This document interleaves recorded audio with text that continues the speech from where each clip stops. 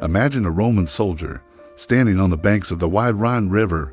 He pulls out his map, and on the other side, across the water, staring back at him is a vast, dark, endless forest. His map is just one word for everything beyond that river: Germania.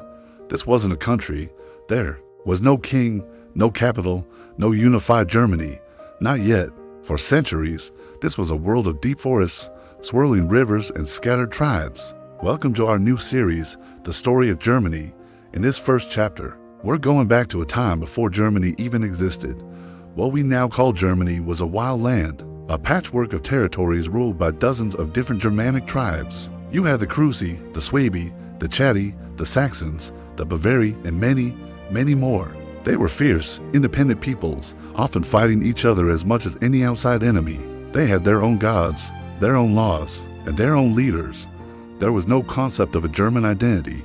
You were loyal to your tribe, your family, your chief. But to the south, the greatest superpower the world had ever known was looking north with hungry eyes: the Roman Empire. The Romans were masters of conquest and organization. They had already conquered Gaul, modern-day France, right up to the Rhine, and they saw Germania as the next logical step. The ambitious Emperor Augustus had a plan: push the Roman frontier east, all the way to the Elbe River, and turn Germania into another orderly, tax-paying Roman province. It seemed inevitable. Roman legions were the most disciplined and effective fighting force on the planet. Who could possibly stop them? The Romans built forts, bridges, and roads, slowly pushing their influence deeper into the forests. They thought they were taming this wild land, just like they had so many others. They made alliances with some tribes and crushed others. One of these allies was a young nobleman from the Cruci tribe named Arminius. He had been taken to Rome as a hostage, given a Roman education, and even served in the Roman army, earning Roman citizenship. To the Romans, he was a perfect example of a civilized German, a bridge between their worlds. They trusted him completely, and that was their greatest mistake. In the year 09 CE, the Roman governor, Publius Quinctilius Varus, was leading 3 entire legions, that's nearly 20,000 men, through the Teutoburg Forest. Arminius was with him, acting as a guide and advisor, but secretly, he had been forging a grand alliance of Germanic tribes, uniting them with a single, powerful message: drive the Romans out. Arminius used his intimate knowledge of Roman tactics against them. He led Varus and his legions off the known paths and into a trap. What happened next became a nightmare that would haunt Rome for generations. For 3 days, in the dense, dark woods and pouring rain, the Germanic warriors ambushed the Roman column. The long, snaking line of soldiers was unable to form their famous battle formations. They were bogged down in the mud, picked off by warriors who knew every inch of the terrain. It was a brutal, terrifying slaughter. The Romans fought desperately, but they were surrounded and overwhelmed. By the end, all 3 legions were annihilated. Governor Varus, seeing that all was lost, fell on his own sword. When the news reached Rome, the city was thrown into panic. The Emperor Augustus was said to have wandered his palace for months, banging his head against the walls and crying out, "Quinctilius Varus, give me back my legions." The Battle of the Teutoburg Forest was more than just a military defeat. It was a profound psychological shock.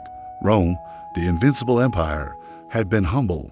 They had found their limit. After a few more campaigns to punish the tribes and recover their lost legionary eagles, the Romans made a historic decision.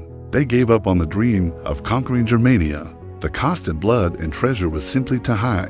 The Rhine and Danube rivers would become the permanent frontier, the limes Germanicus. For the next 400 years, this line would separate the Roman world from the Germanic world. But a border is never just a wall. It's also a point of contact. Over the centuries, a complex relationship developed across the frontier. There was trade Germanic amber and furs for Roman wine. At pottery, there was conflict, of course, with constant raids and skirmishes. But there was also cooperation. Germanic warriors began serving in the Roman army as mercenaries, known as foederati. They fought for Rome, learned its ways, and sometimes even rose to high command. Roman ideas, Roman technology, and eventually the new Roman religion of Christianity began to seep across the river, slowly transforming the tribes that lived along the border. The Roman Empire had contained the Germanic world, but it couldn't ignore it.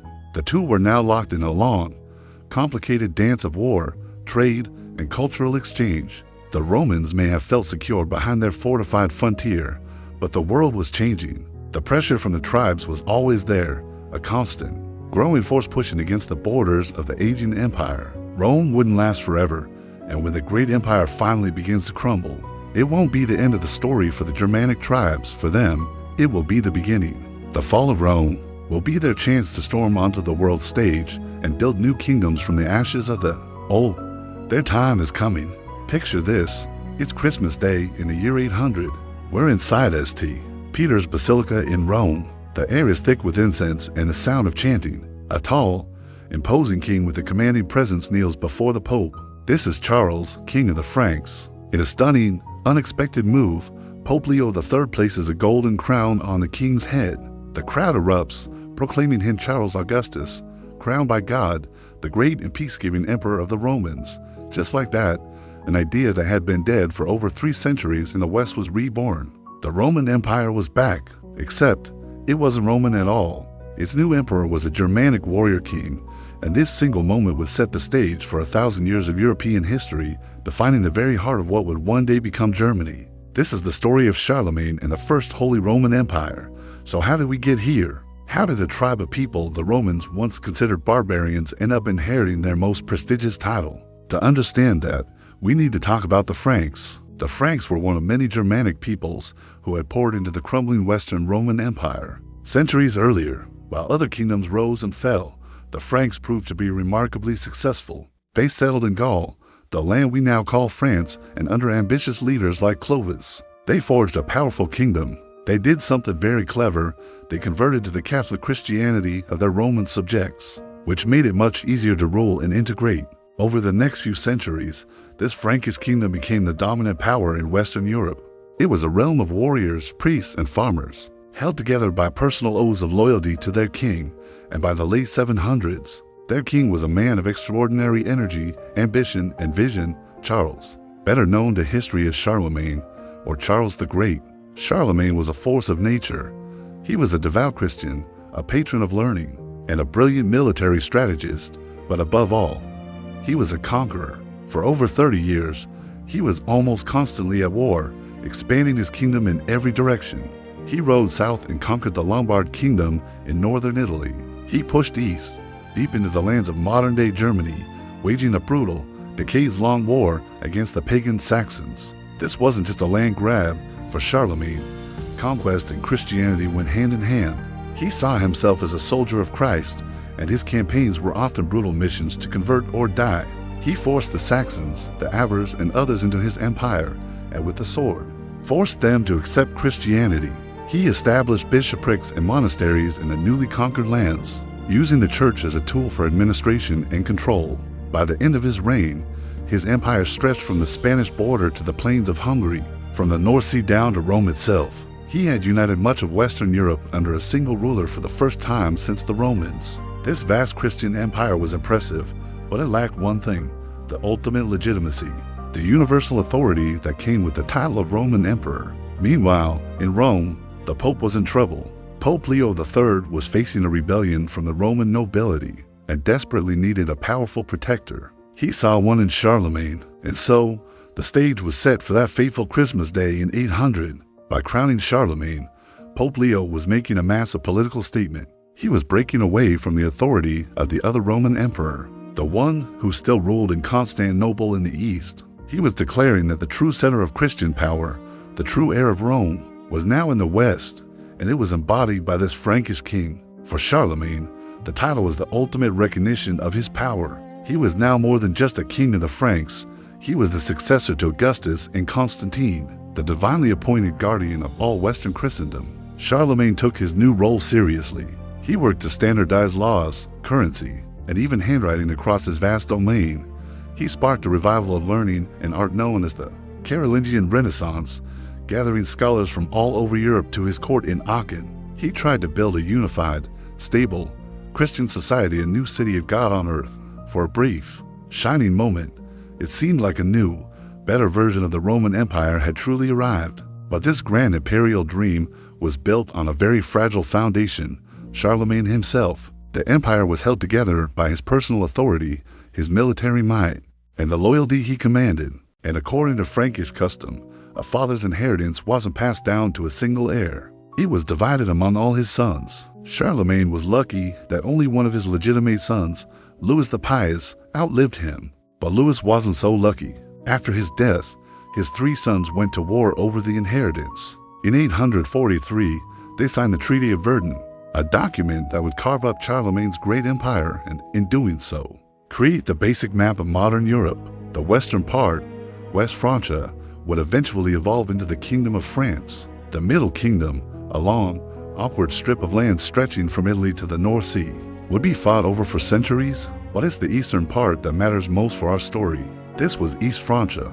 This kingdom, covering most of modern Germany, became a separate realm with its own destiny. The dream of a united empire was shattered, but the idea, the memory of it, remained incredibly powerful. The rulers of East Francia still saw themselves as the true heirs of Charlemagne. They faced constant threats. Vikings raided from the north, and a new, terrifying enemy emerged from the east, the Magyars, nomadic horsemen from the Hungarian plains. For decades, they plundered and terrorized Germany. The king who finally stopped them was a Saxon duke named Otto I. At the Battle of Lechfeld in 955, Otto crushed the Magyars, securing the borders of his kingdom and earning a reputation as the savior of Christendom. His victory gave him immense prestige, echoing Charlemagne's own military triumphs. Like Charlemagne, Otto had also extended his power into Italy and had come to the aid of the Pope. And so, history repeated itself. In 962, Otto the Great traveled to Rome, and just like Charlemagne over 150 years earlier, he was crowned emperor by the Pope. This was the official beginning of what would later be called the Holy Roman Empire. It was holy because its emperor was crowned by the Pope and seen as God's secular representative on earth. It was Roman because it claimed the legacy and universal authority of ancient Rome. And it was an empire because its ruler was superior to a mere king. But here's the crucial difference. Charlemagne's empire was a more or less centralized state built by a single conqueror. Otto's empire was different from the very start. It wasn't a unified nation like France or England would become. It was a complex political patchwork, a confederation of hundreds of different territories, duchies, principalities, counties, free cities, and powerful bishoprics. The emperor was the head, but his real power depended on his ability to negotiate, persuade, and sometimes fight the powerful princes and bishops beneath him. So, on paper, this was the great Roman Empire reborn, the supreme power in Christian Europe. The emperor was, in theory, the most powerful man in the world. In reality, it was a decentralized, elective monarchy. The emperor didn't inherit his throne. He was elected by a handful of the most powerful German princes. This created a permanent tension. Emperors always tried to increase their central authority, while the princes constantly fought to protect their own independence. This fundamental fragmentation, this struggle between the central emperor and the local princes, would become the defining feature of German history for the next 800 years. It prevented Germany from becoming a unified nation-state for centuries, creating a political landscape unlike any other in Europe. The dream of Rome had been reborn in Germany, but it would be a dream that ensured Germany itself remained a land of 1,000 pieces. Imagine you're a medieval merchant. Your whole business is on the back of a single cart. You're trying to cross Germany, but here's the catch. Every few days, the road you're on enters a new territory. The tolls change. The local laws change. The guy in charge, whether he's a duke, a bishop, or just a powerful knight, changes. And yet, technically, you're in the same country the whole time, the Holy Roman Empire. This wasn't a kingdom like France or England, with one strong ruler calling the shots. This was a sprawling, confusing, and fascinating patchwork of over 1,000 different territories, all loosely held together under the idea of a single emperor. Welcome to the Holy Roman Empire, a place that, as the old joke goes, was neither holy nor Roman, nor an empire in the way we usually think of one. For centuries, this was the political reality for Central Europe. While kings in Paris and London were busy consolidating their power, building centralized states, and creating a unified national identity, the German-speaking lands were heading in the opposite direction. It was a world of 1,000 lords and one very weak crown. So, why did this happen? It all comes down to a fundamental power struggle. The Holy Roman Emperor, in theory, was the most powerful secular ruler in Christendom. He was seen as the successor to the ancient Roman emperors, a protector of the Pope and the Church. But in practice, his power was constantly being challenged from all sides. His biggest rivals weren't foreign kings, but his own powerful vassals, the dukes, princes, and even bishops who ruled their own lands within the empire. These local rulers didn't want a strong emperor telling them what to do. They wanted to be the masters of their own domains, to collect their own taxes, and to pass their lands down to their children. So, whenever an emperor tried to assert his authority, they pushed back, and they found a powerful ally in this struggle, the Pope in Rome. This brings us to one of the most dramatic showdowns of the Middle Ages, the investiture controversy. It sounds like a dry, academic term, but this was a political earthquake. The question was simple: who had the right to appoint bishops and abbots? Was it the emperor, who saw them as important officials in his government, controlling vast lands and wealth? Or was it the Pope, who insisted that only the church could choose its own leaders? This wasn't just about religion, it was about raw power. For the emperor, controlling these appointments was key to controlling his empire. For the Pope, it was about freeing the church from the control of kings and emperors. The conflict came to a head in the 11th century between Emperor Henry IV and the formidable Pope Gregory VII. When Henry refused to give up his right to appoint bishops, Gregory did something unprecedented. He excommunicated the emperor. Now, in our modern world, that might not sound like a big deal, but in the 11th century, it was a political nuclear bomb. Excommunication meant Henry was cast out of the church. His subjects were no longer required to obey him. His soul was said to be damned. Immediately, the German princes saw their chance. They rose up in rebellion, using the Pope's decree as the perfect excuse to weaken their king. Henry's empire was collapsing around him. Desperate, he knew he had only one option. He had to beg the Pope for forgiveness. In the dead of winter, in January of 1077, Henry IV traveled across the Alps to the castle of Canossa in northern Italy, where the Pope was staying. For 3 days, the most powerful man in Europe stood barefoot in the snow outside the castle gates, dressed as a humble penitent, begging for the Pope's mercy. Finally, Pope Gregory relented and lifted the excommunication. On the surface, Henry had won. He got his crown back, but the damage was done. The image of an emperor begging at the feet of a pope was a humiliation that the imperial office never fully recovered from. The walk to Canossa showed everyone where the real power lay.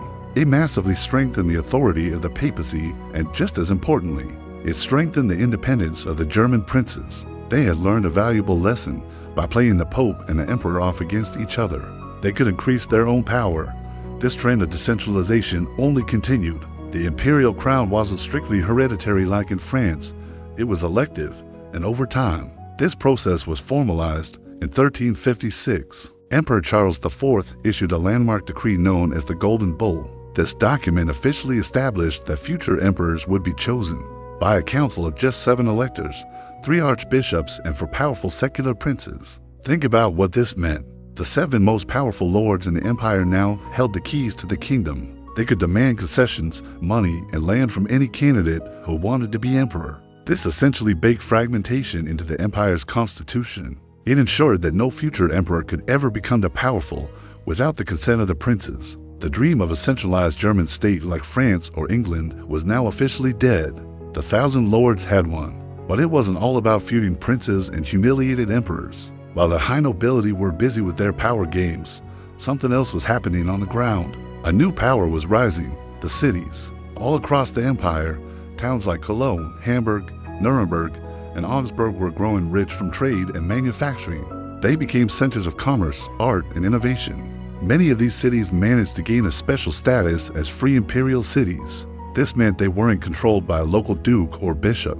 They answered directly to the emperor, which in practice meant they were largely self-governing republics. They had their own laws, their own armies, and their own tax systems. They were islands of freedom and commercial dynamism in a sea of feudalism. In the north, this urban power reached its peak with the formation of the Hanseatic League. This wasn't a country, but a powerful confederation of merchant guilds and their market towns, stretching from London in the west to Novgorod in the east. Led by the great German port city of Lübeck, the Hanseatic League dominated trade on the Baltic and North Seas for centuries. They had their own fleets, their own foreign trading posts, and were so powerful they could even wage war against kings. The League was a testament to the fact that in the Holy Roman Empire, power didn't just come from land, it came from money. It was an economic empire within a political one. So, by the mid-14th century, the Holy Roman Empire was a place of incredible contrasts. It was politically weak and fragmented, with an emperor who was more of a symbol than a ruler.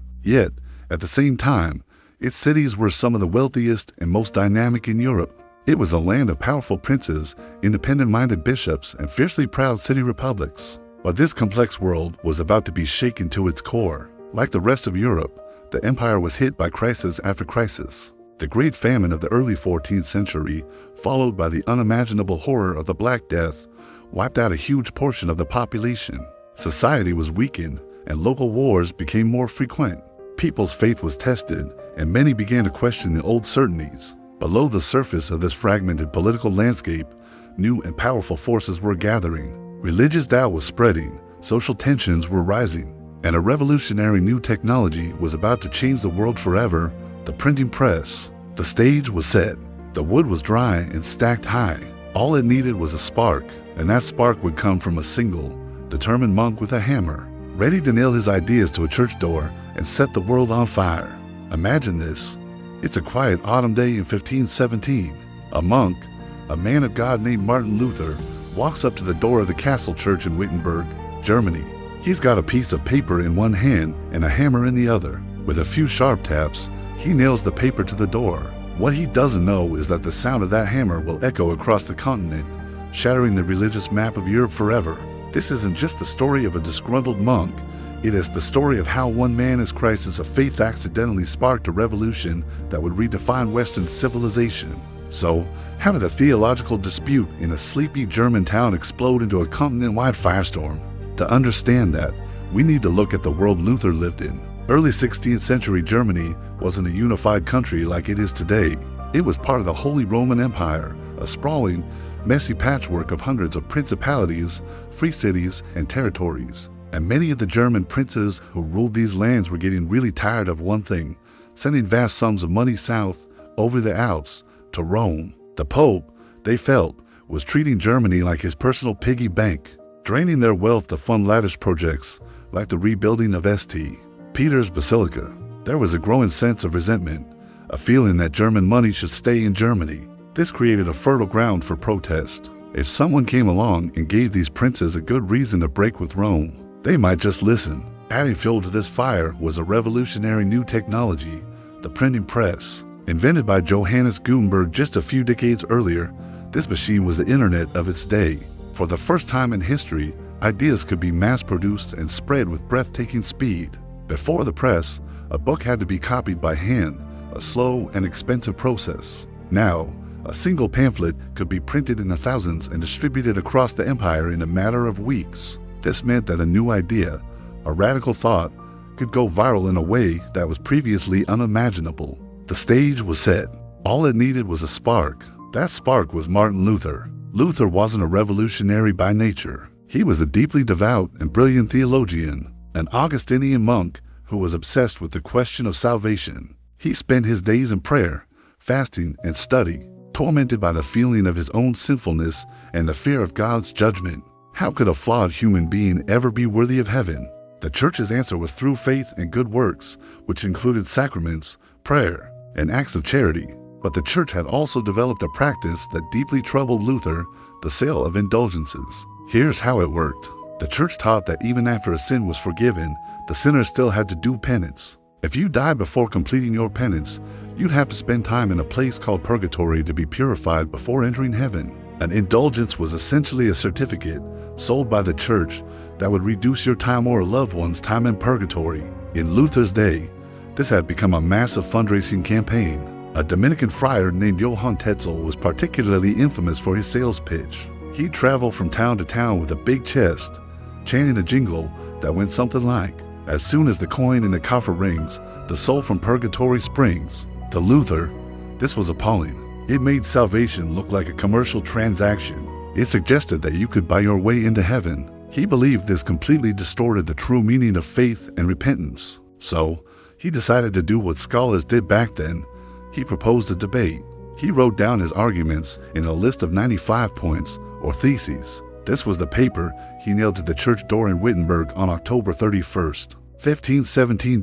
It was essentially an academic invitation to discuss the matter. He wasn't trying to start a rebellion. He was trying to start a conversation. But thanks to the printing press, His 95 theses didn't stay in Wittenberg. They were translated from Latin into German, printed, and distributed all over the empire. Suddenly, everyone was talking about Luther's criticisms. The Pope in Rome, Leo X, initially dismissed it as a squabble among monks. He was wrong. Luther's ideas resonated with the German people's growing discontent. He was saying what many were already thinking. As the controversy grew, Luther's own thinking became more radical. He began to question not just indulgences, but the very authority of the Pope. He argued that the Bible, not the Pope or church councils, was the ultimate source of religious authority. This was a direct challenge to the entire structure of the Catholic Church. Rome couldn't ignore him any longer. In 1521, Luther was summoned to appear before the Holy Roman Emperor, Charles V, at a grand assembly in the city of Worms called a Diet. Picture the scene. On one side, you have the most powerful man in Europe, the Emperor, surrounded by princes, bishops, and dignitaries. On the other side, you have a lone monk.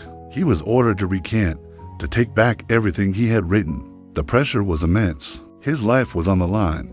Heretics were regularly burned at the stake. After asking for a day to consider, Luther gave his famous reply. He said that unless he could be proven wrong by scripture or plain reason, he could not and would not recant. He concluded with the legendary words, "Here I stand, I can do no other. God help me God, amen." It was an act of incredible courage. The emperor declared him an outlaw. This meant anyone could capture or even kill him without consequence. But Luther had powerful friends. On his way home from Worms, he was kidnapped by agents of Frederick the Wise, the Elector of Saxony, one of the most powerful German princes. This was a staged abduction to keep him safe. They whisked him away to the secluded Wartburg Castle. While in hiding, Luther embarked on his most important work. He translated the New Testament from its original Greek into German. This was revolutionary. For centuries, the Bible was in Latin, a language only the educated clergy could read. Now, for the first time, ordinary German-speaking people could read the Word of God for themselves in their own language. Luther's Bible didn't just transform religion, it helped shape the modern German language, standardizing dialects and giving a common literary voice to the German people. Meanwhile, back in the wider world, the ideas Luther had unleashed were taking on a life of their own. His works were being printed by the thousands. Priests were getting married, monks and nuns were leaving their monasteries, and church services were changing. But the Reformation wasn't just a peaceful, intellectual movement. It also unleashed social chaos. In 1524, a massive uprising known as the Peasants' War broke out. Inspired by the new religious ideas of freedom, hundreds of thousands of peasants rose up against their lords, demanding an end to serfdom and oppression. They thought Luther would be their champion. But Luther, who relied on the princes for protection, was horrified by the violence. He brutally condemned the rebellion, and it was crushed with shocking cruelty. Other, more radical groups also emerged, taking Luther's ideas to extremes he never intended. The religious unity of Germany was shattered. Some regions, led by their princes, officially adopted Lutheranism and became Protestant. Other regions remained loyal to the Catholic Church. This created immense tension and conflict. For decades, Germany was plagued by religious strife and intermittent warfare. Finally, after years of fighting, a temporary solution was reached in 1555 with the Peace of Augsburg. This treaty established a crucial principle, cuius regio, ius religio, which is Latin for whose realm, his religion. This meant that the ruler of each territory within the Holy Roman Empire could decide whether his land would be Lutheran or Catholic. If you were a Lutheran living in a Catholic state, you had to either convert or move. It was a pragmatic compromise, not a declaration of religious tolerance. It recognized the deep divisions that now existed, and it stopped the fighting for a while. The Peace of Augsburg put a bandage on a gaping wound, but it didn't heal it. It only recognized Catholicism and Lutheranism, ignoring other growing Protestant groups like the Calvinists. The fundamental questions of faith and power remained unresolved. The Reformation had split Germany down the middle, creating a fault line that ran through the heart of Europe. And while the shooting stopped in 1555, the underlying tensions were simmering, building pressure like a volcano. In the next century, that volcano would erupt, and the struggle for the soul of Germany would plunge all of Europe into one of the most devastating wars in its history, the 30 Years' War. Picture this: Prague, 1618. A group of furious nobles storms a castle. They grab two imperial officials and their secretary and shove them out of a third-story window. It's a 70-foot drop. Miraculously, the men survived by landing in a pile of horse manure. This event, known as the Second Defenestration of Prague, might sound almost comical, but it was the spark that lit the fuse on one of the most devastating wars in European history. This wasn't just a local spat, it was the start of 30 years of absolute hell. So what was this all about? At its heart, it started as a religious conflict. The Holy Roman Empire, a sprawling entity covering much of modern-day Germany, was a tinderbox of tension between Catholics and Protestants. The new king of Bohemia, who was also the soon-to-be Holy Roman Emperor, Ferdinand II, was a devout Catholic. He wanted to clamp down on Protestant rights. The Protestant nobles in Bohemia weren't having any of it. Their rebellion, punctuated by that dramatic window-tossing incident, was a direct challenge to his authority. But this wasn't just about religion. It was about power, land, and who got to call the shots in Europe. What began as a local revolt in Bohemia quickly spiraled into a continent-wide free-for-all. The Habsburgs, the powerful Catholic dynasty ruling Austria and Spain, jumped in to support their relative, Emperor Ferdinand. Seeing an opportunity to weaken their rivals, Protestant powers soon joined the fray. Denmark entered the war, hoping to grab territory in northern Germany. Then came the big guns. Sweden, led by its brilliant and ambitious King Gustavus Adolphus, the Lion of the North, landed a massive, highly professional army in Germany, turning the tide for the Protestant cause. And just when you thought it couldn't get more complicated, Catholic France, of all places, decided to join the war, on the Protestant side. Why? Simple geopolitics. The French, led by the cunning Cardinal Richelieu, were more afraid of a strong, unified Habsburg Empire on their border than they were of Protestant princes. For France, weakening the Habsburgs was the #1 priority. So, French money and later, French soldiers, poured into Germany to fight against the Austrians and Spanish. With all these foreign armies marching around, where do you think the main stage for this epic, bloody drama was set? Germany. The German lands became the chessboard for Europe's great powers. Armies crisscrossed the territory, not with neat supply lines like we imagine today, but by living off the land. That's a polite way of saying they plundered everything in sight. Soldiers would strip villages of food, livestock, and any valuables they could find. What they couldn't carry, they often burned. The brutality was unimaginable. Mercenary armies, loyal only to their paymasters, terrorized the population. One of the most horrific events was the sack of Magdeburg in 1631. Imperial troops stormed the Protestant city, and in the ensuing chaos, a fire broke out. The soldiers went on a rampage of killing and looting as the city burned to the ground. Out of a population of 25,000, only about 5,000 survived. And this was just one city. Similar atrocities happened all over Germany, year after year. This constant warfare had a devastating effect on the civilian population. Imagine your town being occupied by one army, then another, each one taking what little you have left. Farmers couldn't plant crops because they'd either be stolen or they'd be forced to flee. This led to widespread famine. People were so desperate they were reportedly eating grass, leather, and even resorting to cannibalism in the most extreme cases. And with malnutrition and masses of people constantly on the move, came disease. The plague, which had haunted Europe for centuries, made a vicious comeback. Typhus, dysentery, and other sicknesses spread like wildfire through both armies and civilian populations. The combination of war, famine, and pestilence, the three horsemen of the apocalypse, was utterly catastrophic. The numbers are staggering and hard to even comprehend.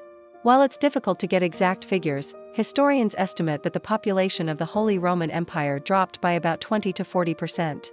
In some regions, the toll was far worse. Certain areas in Brandenburg and Württemberg lost over half their people. Entire villages simply vanished from the map, their inhabitants killed, starved, or having fled, never to return. For a generation, Germany was a wasteland, a place of ghosts and ruins. It was a collective trauma that would be seared into German memory for centuries. After 30 long years of bloodshed, the exhausted powers finally came to the negotiating table. The peace talks were complex, lasting for years in the Westphalian cities of Münster and Osnabrück. Finally, in 1648, they signed the Peace of Westphalia. This wasn't just a treaty to end one war, it reshaped the map and the very idea of politics in Europe. First, it dealt with the religious issue. The treaty expanded the Peace of Augsburg from a century earlier, officially recognizing Calvinism alongside Catholicism and Lutheranism. More importantly, it allowed the ruler of each state within the Holy Roman Empire to decide its official religion, but it also mandated a degree of tolerance for minorities. The era of trying to impose one single faith on the entire empire by force was over. Second, it was a massive blow to the authority of the Holy Roman Emperor. The treaty formally recognized the sovereignty of the individual states within the empire. The hundreds of German princes, dukes, and counts were now essentially independent rulers. They could form their own alliances and conduct their own foreign policy, as long as it wasn't against the emperor, a rule that was often ignored. The dream of a powerful, centralized, Catholic German Empire controlled by the Habsburgs was dead. The Peace of Westphalia is often seen as the birth of the modern international system. It established the principle of state sovereignty and fixed borders. It created a framework where nations were seen as equal players on the world stage, interacting through diplomacy and international law rather than just religious hierarchy. It was a new world order, born from the ashes of the old one. For Germany, however, the immediate outcome was fragmentation. It was left as a fractured patchwork of over 300 independent states, a political mess known as a Flickenteppich, or patchwork carpet. While other nations like France and England were centralizing and becoming powerful, unified kingdoms, Germany was moving in the opposite direction. It was weak, divided, and devastated. It would take another 200 years for these scattered pieces to be brought together into a single German nation. The 30 Years' War was over. The great powers packed up and went home, leaving the German people to rebuild their shattered world. But amidst the rubble and ruin, a new power was quietly beginning to rise. It was a small, disciplined, and overlooked state in the north. It had learned brutal lessons from the war about the need for a strong army and an efficient government to survive in a dangerous world. This state was Brandenburg Prussia. And its dangerous ambition would soon change the course of German, and world, history. Out of the ashes of the empire, a new contender was about to emerge. In most places, the state has an army. But in Prussia, it often felt like the army had a state. This is the story of how a small, scattered collection of lands in northern Germany transformed itself into one of the most formidable military powers in European history. Our story begins after the devastating 30 Years' War, in the fragmented landscape of the Holy Roman Empire. Hundreds of tiny states, principalities, and free cities were all vying for influence.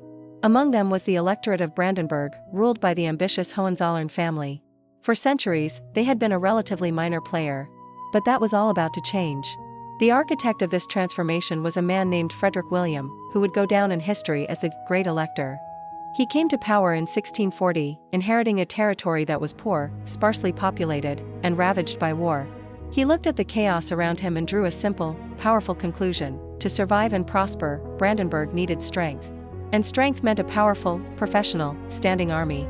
This was a radical idea at the time. Most rulers raised armies for specific wars and then disbanded them to save money. The Great Elector did the opposite.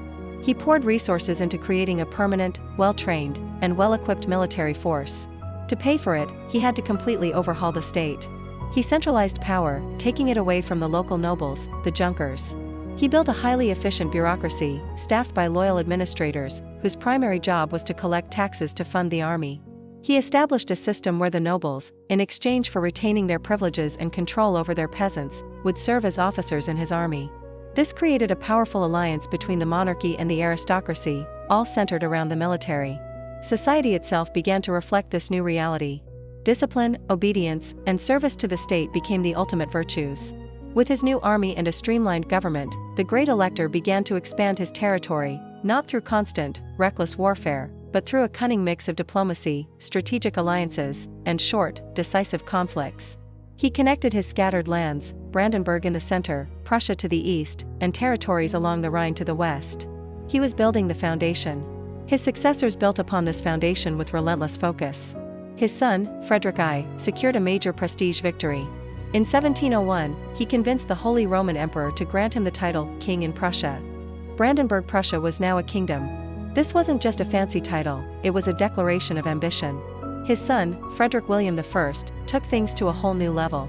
He is known as the Soldier King, and for good reason. He was obsessed with the military. He was frugal, even miserly, in all aspects of state spending, except for the army. He would personally inspect his troops, drilling them mercilessly. He introduced the famous Prussian blue uniforms and standardized weaponry. He famously created a special regiment of exceptionally tall soldiers, the Potsdam Giants, whom he recruited, and sometimes kidnapped, from all over Europe. While this might seem like a strange obsession, it was part of his larger project, to create the most disciplined, intimidating army in the world. By the end of his reign, Prussia had the fourth largest army in Europe, despite having only the 13th largest population. The state's budget was overwhelmingly dedicated to military spending. The Prussian state truly was an army with a country. But this incredible military machine had, so far, been kept on a leash. The Soldier King, despite his obsession, was cautious and avoided major wars. He built the weapon but never truly fired it.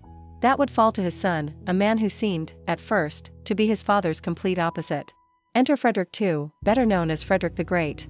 As a young prince, Frederick was interested in music, poetry, and philosophy. He played the flute, wrote letters to Voltaire, and seemed to despise the harsh military life his father forced upon him. The relationship was so bad that a young Frederick even tried to run away, an act for which his father had his best friend executed right in front of him. It was a brutal lesson in duty and obedience. When Frederick became king in 1740, many in Europe expected a philosopher king, a ruler who would soften Prussia's militaristic edge. They were in for a shock.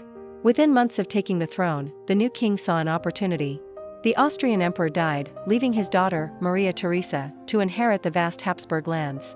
Believing a woman's rule would be weak, Frederick ignored the international treaties and launched a surprise invasion of Silesia, a rich and prosperous Austrian province. This act of aggression plunged Europe into the War of the Austrian Succession. Frederick, with the army his father had built, proved to be a military genius. He used speed, discipline, and innovative tactics to win stunning victories against the larger Austrian forces. He secured Silesia, a massive prize that dramatically increased Prussia's population, resources, and prestige. But Maria Theresa of Austria was not a ruler to be trifled with. She was determined to take back her province. This rivalry set the stage for the next great European conflict, the 7 Years' War.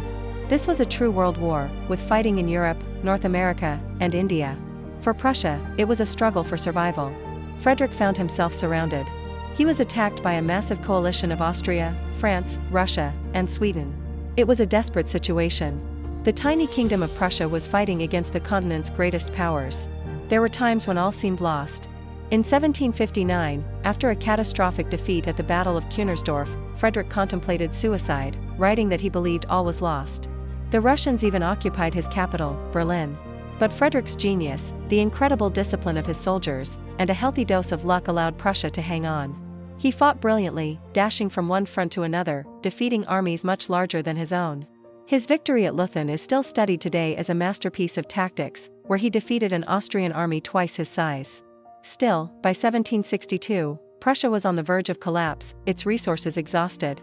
Then came what Frederick called the miracle of the House of Brandenburg. The Tsarina Elizabeth of Russia, one of his most implacable enemies, died. Her successor, Tsar Peter III, was a fervent admirer of Frederick the Great. He immediately pulled Russia out of the war and even allied with Prussia. This sudden shift shattered the enemy coalition. Exhausted, the other powers eventually made peace. The war ended in 1763. Prussia was battered and bruised, but it had survived. And it kept Silesia. Frederick the Great had taken his father's army, gambled everything, and won. Prussia was no longer just a strong German state, it was now universally recognized as a major European power, on par with Austria, France, Britain, and Russia. In the years after the war, Frederick turned his attention to rebuilding his shattered kingdom. He promoted agriculture, drained swamps, and encouraged immigration. He was an enlightened absolutist, reforming the legal system, promoting religious tolerance, and fostering the arts and sciences. But he never let the army weaken. The state remained built around its military. The word Prussian had now become shorthand across Europe for discipline, efficiency, and a formidable, if sometimes ruthless, militarism. As the 18th century drew to a close, the map of Europe had been redrawn. The old order was shifting. In the heart of Germany, a new power had risen, forged in discipline and war. The question was no longer if the fragmented German-speaking lands would one day be unified. The new question was, who would be the one to do it? Would it be the old, venerable House of Habsburg in Austria? Or this new, aggressive, and unbelievably efficient upstart from the north, the Kingdom of Prussia? The stage was set for a rivalry that would define the next century of German history.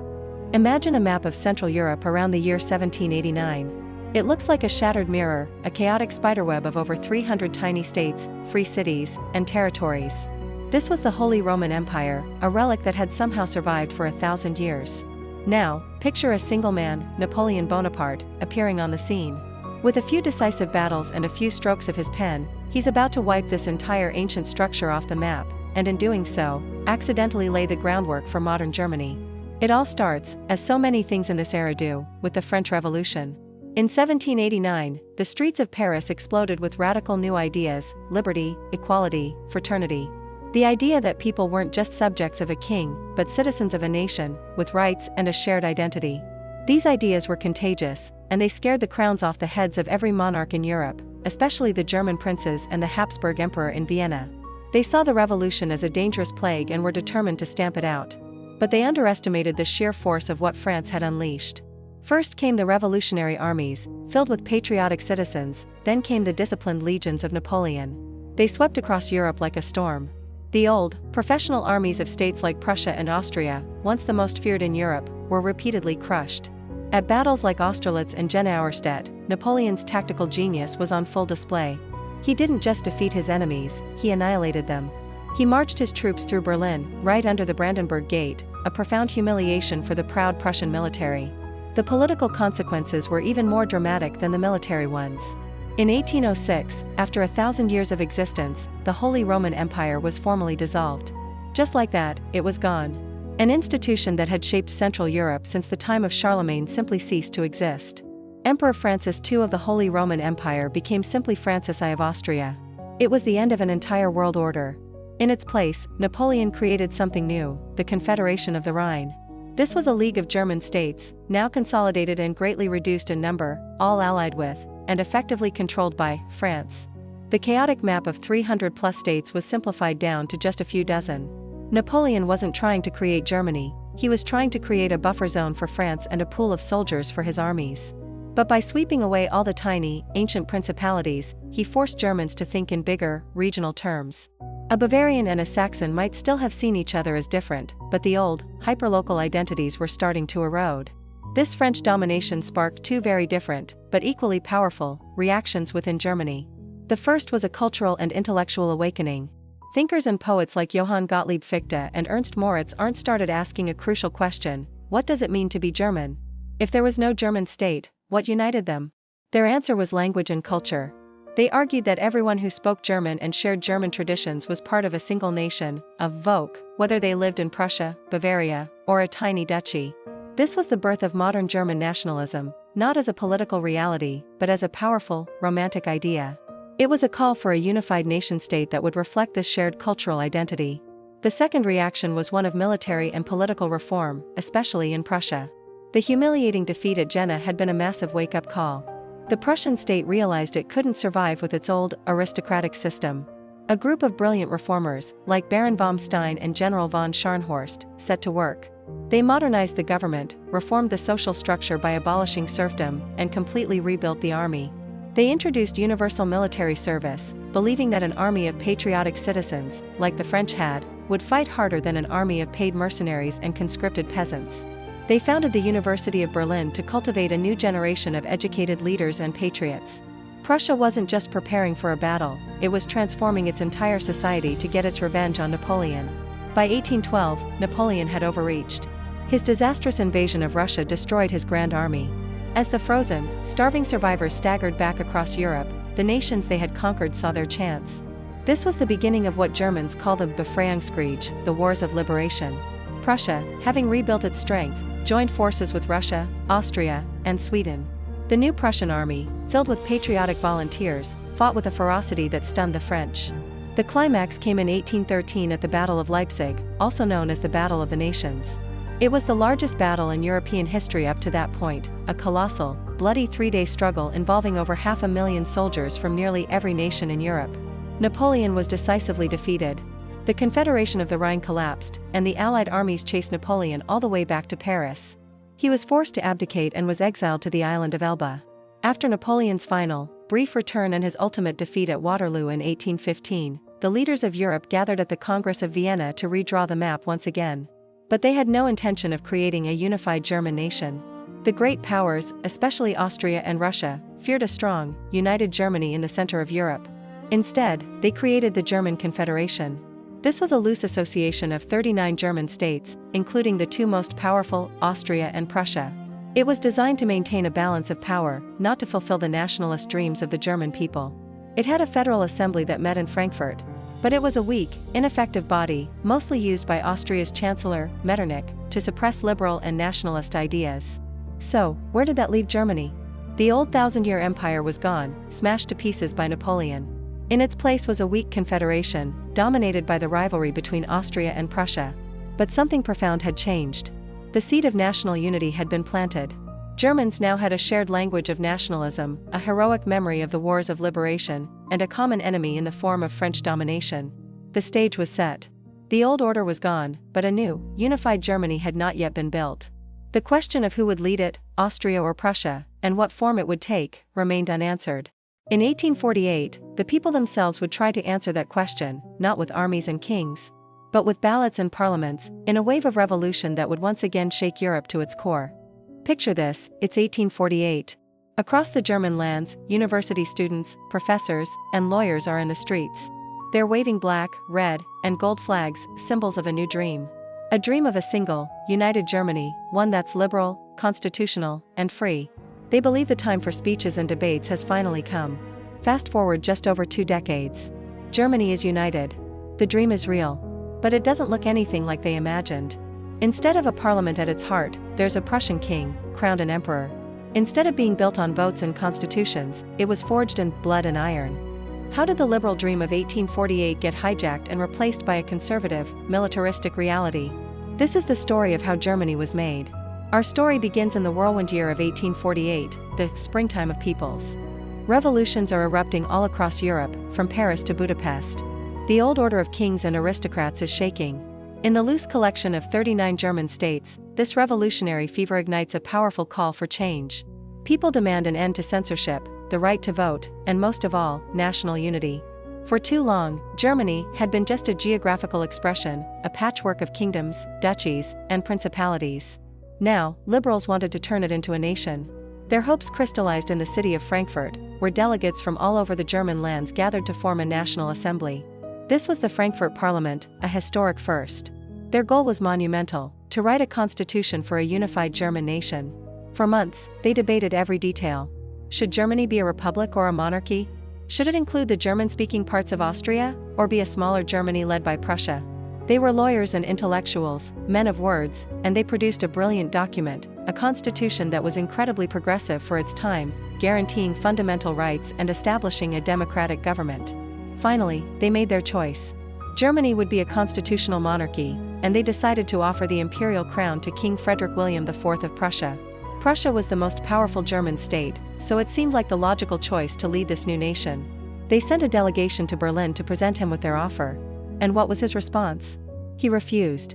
He sneered at their offer, calling it a crown from the gutter, a crown offered by merchants and professors instead of by God and his fellow princes. This rejection was a fatal blow. The king of the most powerful state had turned his back on their liberal, democratic vision. Without Prussia's support, the whole project began to unravel. The momentum was lost. Across the German states, the old conservative rulers, who had been on the defensive, saw their chance. They sent in their armies, crushed the remaining revolutionary uprisings, and disbanded the Frankfurt Parliament. By 1849, the revolution was over. The black, red, and gold flags were lowered, and the dream of a united, liberal Germany seemed dead and buried. The old order was back in charge. But the desire for unity didn't just disappear. It was a powerful idea that couldn't be unthought. The question was no longer if Germany would unite, but how and under who. The failure of 1848 proved one thing: speeches, debates, and constitutions weren't enough. If Germany was to be unified, it would require a different kind of politics. It would require power, not just principles. And the man who understood this better than anyone was about to step onto the stage. His name was Otto von Bismarck. Bismarck was everything the 1848 liberals were not. He was a junker, a member of the conservative Prussian landowning aristocracy. He was cynical, pragmatic, and had a deep distrust of democracy and liberalism. He believed in the power of the Prussian state, the Prussian army, and the Prussian king. When he was appointed minister-president of Prussia in 1862, he faced a parliament full of liberals who refused to approve his budget for military expansion. In a now legendary speech, he laid out his political philosophy with chilling clarity. He told the parliamentarians, "The great questions of the day will not be settled by speeches and majority decisions. That was the great mistake of 1848 and 1849, but by blood and iron, blood and iron." That phrase became his trademark. It meant that unity and power would be achieved not through debate, but through military force. Bismarck wasn't necessarily a warmonger who loved conflict for its own sake. Rather, he was a master of realpolitik, a politics of realism. He saw war as just another tool in the diplomat's toolbox, to be used precisely and ruthlessly to achieve a specific political goal. And his goal was to unite Germany, not under the liberal flag of 1848, but under the conservative, authoritarian leadership of Prussia. He would achieve this through a series of 3 short, brilliantly executed wars. The first test came in 1864. The two duchies of Schleswig and Holstein, with mixed German and Danish populations, were a flashpoint of nationalist tension with Denmark. Bismarck cleverly maneuvered Austria into joining Prussia in a quick war against the Danes. They won easily. But Bismarck wasn't really interested in the duchies themselves. His real aim was to test the newly reformed Prussian army and to create friction with his ally, Austria. He knew that for Prussia to lead Germany, it first had to push Austria out of the picture. For centuries, the Habsburgs in Vienna had been the traditional leaders of the German world. Bismarck was about to change that. The conflict he engineered over the administration of Schleswig-Holstein gave him the perfect excuse. In 1866, Prussia went to war with Austria. The rest of Europe expected a long, drawn-out conflict. Instead, the Austro-Prussian War was shockingly short. It lasted just 7 weeks. At the decisive Battle of Königgrätz, the Prussian army, equipped with modern needle guns and transported by railways, shattered the Austrian forces. It was a stunning demonstration of Prussian military might. But here, Bismarck showed his political genius. Instead of humiliating Austria, marching on Vienna, and demanding huge swaths of territory, he insisted on a lenient peace. He knew he might need Austria as an ally in the future. His goal was political, not purely military. He just wanted them out of German affairs. And he got it. Austria was expelled from the German Confederation. In its place, Bismarck created the North German Confederation, a new federal state that united all the German states north of the Main River under Prussian leadership. It was a huge step. Germany was now half united. But the southern German states, like Bavaria and Württemberg, remained independent and suspicious of Prussia. They were Catholic and more liberal, and they feared being dominated. Bismarck knew he needed one more crisis, one more war, to bring them into the fold. And he knew exactly where to find it: France. France, under its Emperor Napoleon III, was watching Prussia's rise with growing alarm. A strong, united Germany on its border was a strategic nightmare. The final piece of Bismarck's puzzle fell into place with a dispute over the Spanish throne. When a German prince was offered the crown, France protested furiously. The crisis seemed to be diffused when the prince withdrew his candidacy. But that wasn't enough for the French. They sent an ambassador to the Prussian king, Wilhelm I, who was vacationing at the spa town of Ems, demanding a permanent guarantee that no Prussian would ever sit on the Spanish throne. The king politely refused. He then sent a telegram to Bismarck in Berlin describing the conversation. This was the famous Ems dispatch. Bismarck saw his golden opportunity. He took the king's telegram and carefully edited it. He didn't lie, but he condensed the language to make the king's refusal sound much more abrupt and insulting, and the French demand sound much more arrogant. Then, he released it to the press. As he had calculated, public opinion in both countries exploded. In Paris, crowds chanted "to Berlin." In Berlin, they chanted "to Paris." France, feeling its national honor had been insulted, foolishly declared war on Prussia. This was exactly what Bismarck wanted. The Franco-Prussian War of 1870–71 was the final act. It was seen by all Germans, North and South, as a defensive war against French aggression. The southern German states, swept up in a wave of nationalist fervor, immediately sided with Prussia. The combined German armies were a formidable force. They were better organized, better led, and better equipped. They invaded France and, in just a few weeks, won a staggering victory at the Battle of Sedan, even capturing Emperor Napoleon III himself. The French fought on, but Paris was besieged and eventually surrendered. The victory was total. The surge of shared nationalist pride was overwhelming. In the midst of this triumph, Bismarck completed his life's work. On January 18, 1871, in a place deliberately chosen to humiliate the French, the magnificent Hall of Mirrors in the Palace of Versailles, the historic seat of French power, the German princes and military commanders gathered. There, they proclaimed the Prussian king, Wilhelm I, as German emperor. The German Empire was born. So, the dream of 1848 was finally a reality. Germany was united. But it was a very different nation from the one the liberals had imagined. It was a conservative empire, forged by a Prussian aristocrat and his army, not by a parliament of professors. It was an industrial powerhouse, a military giant, born out of 3 wars. A new, 80 million strong power had just appeared in the heart of Europe. The old balance of power was shattered forever. The unification of Germany solved the German question, but it created a whole new set of problems. And the shadows of blood and iron would stretch far into the next century, shaping the destiny of Europe and the world in ways no one could yet imagine. Imagine the year is 1871. A new nation has just been born in the heart of Europe, the German Empire. It's a patchwork of kingdoms and states, finally united under one banner. But this isn't just another country. This is a powder keg of ambition, science, and steel, ready to explode onto the world stage. If 19th century Britain was the workshop of the world, then Germany was the brand new state-of-the-art, turbocharged factory being built right next door. And it was catching up fast. Forget the old stereotypes of quaint villages and fairy tales. The new German horizon was one of smokestacks piercing the sky, railways crisscrossing the land like a spider's web, and laboratories humming with the quiet promise of discovery. This was a nation on the move, and its speed was breathtaking. In the decades after its unification, Germany didn't just industrialize. It experienced an industrial supernova. While other nations had a head start, Germany leapfrogged them with a focus on what we'd now call high-tech industries. We're talking about a boom in steel production that soon dwarfed Britain's. We're talking about coal being pulled from the earth in unprecedented amounts, fueling this incredible engine of growth. But the real game changer was Germany's dominance. In the new industries of the future, chemicals and electrical engineering, companies like Bayer, BASF, and Hoechst revolutionized the chemical industry, creating everything from synthetic dyes that colored the world's textiles to new pharmaceuticals that saved lives. When you looked at a list of Nobel Prize winners in chemistry or physics during this era, German names appeared again and again.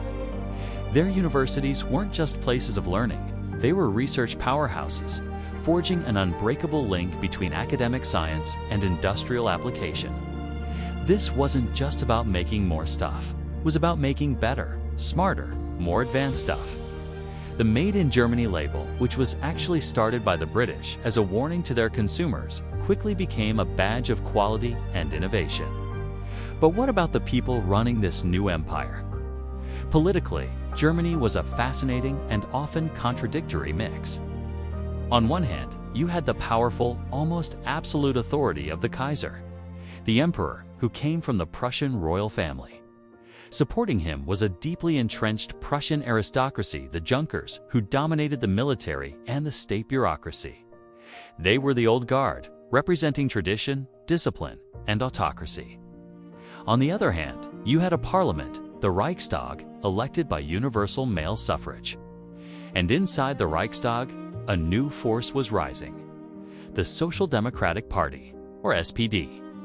These were the socialists, representing the millions of new industrial workers who were flooding into the cities. They wanted more rights, better working conditions, and a greater share of the immense wealth the country was creating. The man trying to balance these two opposing forces was the Iron Chancellor Otto von Bismarck. For years, he performed a masterful political juggling act. He saw the socialists as a threat to the state, so he passed harsh anti-socialist laws, banning their meetings and publications. But Bismarck was also a pragmatist. He understood you couldn't just suppress the workers' movement forever. So, in a move that was decades ahead of its time, he introduced the world's first modern social welfare system. He gave German workers health insurance, accident insurance, and old-age pensions. His motive wasn't kindness. It was a cold, calculated strategy to win the workers' loyalty away from the socialists and bind them to the state. It was a classic carrot-and-stick approach on a national scale. As Germany's economic and military might grew, so did its national pride. This wasn't the quiet confidence of an established power. It was the loud, sometimes insecure, and often aggressive confidence of a newcomer demanding its place in the sun. German nationalism surged, celebrating German culture, German science, and German strength. This wasn't always a negative thing, but it had a sharp, competitive edge. The feeling was, we are a great people, and we deserve a great empire, just like Britain and France. And so, Germany began to build that empire. It was a latecomer to the colonial game, but it scrambled to claim territories in Africa and the Pacific places like Namibia, Tanzania, and parts of New Guinea. This colonial ambition, however, was less about the territories themselves and more about status. The real statement of intent was the construction of a massive battle fleet. Under the guidance of Admiral Tirpitz, Germany began building the High Seas Fleet. a navy of powerful, modern battleships designed to challenge the one force that had ruled the waves for centuries. Britain's Royal Navy. For Britain, an island nation totally dependent on sea trade, this was a direct and existential threat. An arms race of epic proportions began as each nation tried to outbuild the other, launching bigger, faster, and more powerful dreadnoughts. This naval race poisoned relations between the two powers and pushed Britain closer to its traditional rival, France. The final, crucial piece of the puzzle fell into place in 1890, when the young and impulsive Kaiser Wilhelm II came to the throne and promptly dismissed the aging Bismarck. The era of careful, cautious diplomacy was over. Wilhelm II was insecure, bombastic, and determined to run things his way. He abandoned Bismarck's carefully maintained alliances, steering Germany on a much more confrontational and unpredictable course in world politics. He wanted Germany to be recognized, respected, and feared, and he was getting his wish. By the early 1900s, Europe was a chessboard of suspicion and fear. The continent had split into two heavily armed camps. On one side, you had the Triple Alliance, Germany, Austria-Hungary, and Italy. On the other, the Triple Entente, France, Russia, and Great Britain. Each alliance was bound by secret treaties and mutual defense pacts. Armies grew larger. Their generals drew up intricate war plans with detailed railway timetables for mobilization, and military technology became deadlier than ever before. The atmosphere was thick with tension.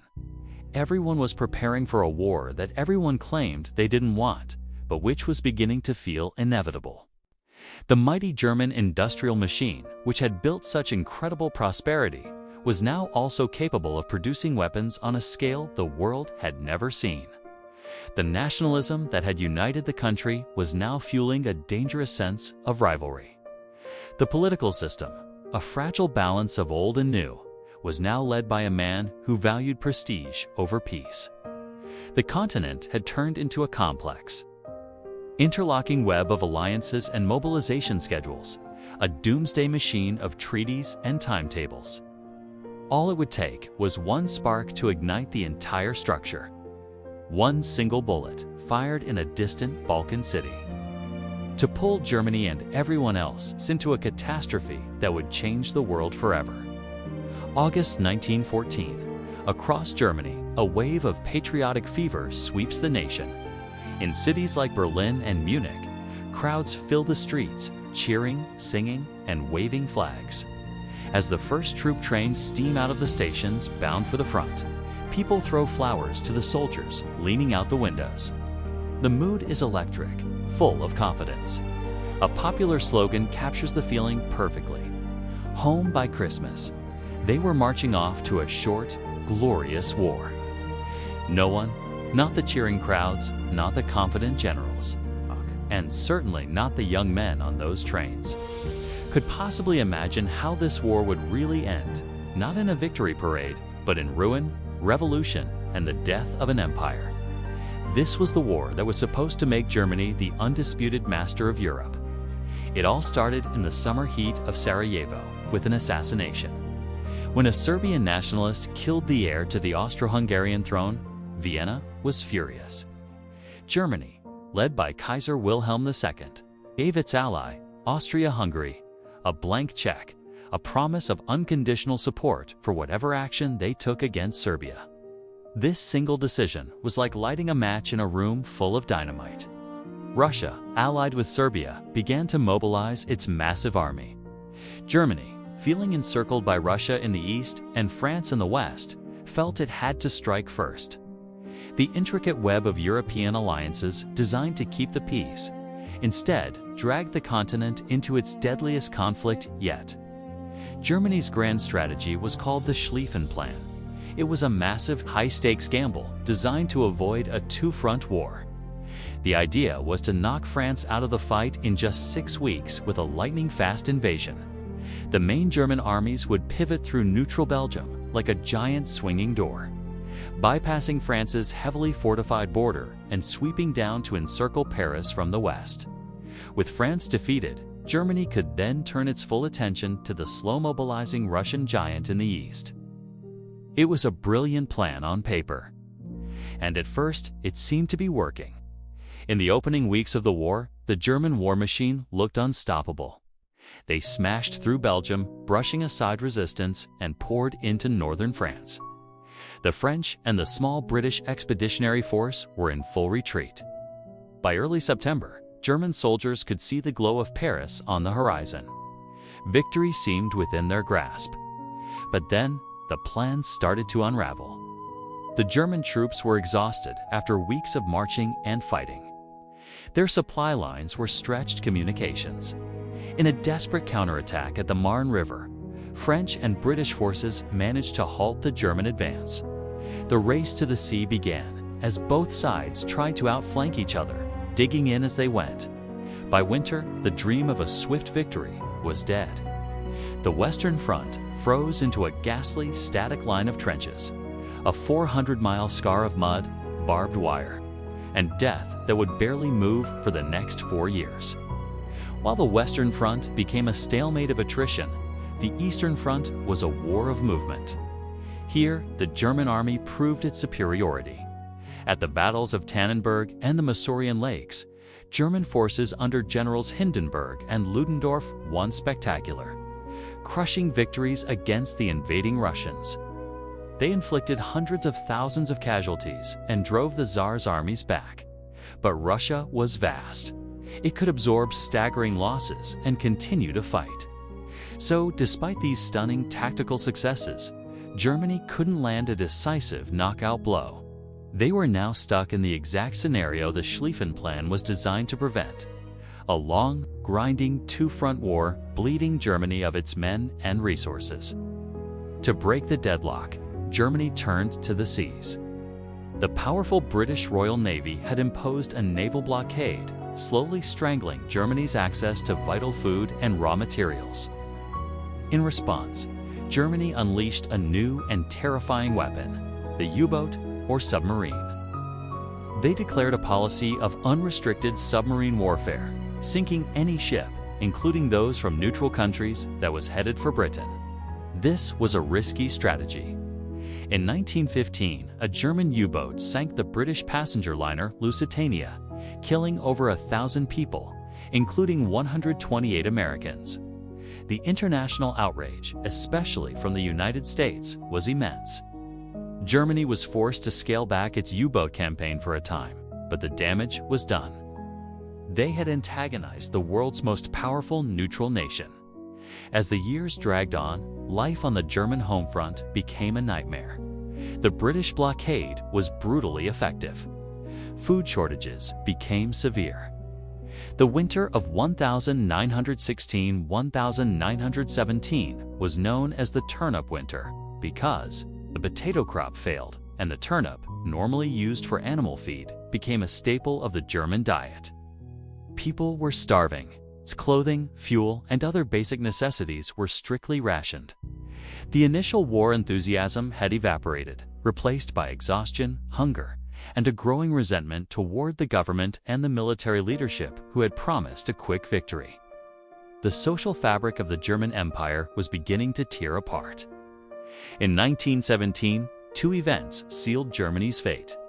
First, desperate to break the British blockade once and for all, the German High Command made a fateful decision. They resumed unrestricted submarine warfare. They gambled that they could starve Britain into submission before the United States could effectively intervene. It was a colossal miscalculation. In April 1917, outraged by the sinking of its ships, the United States declared war on Germany. The arrival of fresh American troops and vast industrial resources tipped the balance of power decisively in favor of the Allies. The second event was the collapse of Russia. Revolution had toppled the Tsar, and the new Bolshevik government signed a peace treaty with Germany in early 1918. For a brief moment, it seemed like a lifeline. Germany could finally transfer hundreds of thousands of troops from the Eastern Front to the West for one last massive push to win the war before the Americans arrived in force.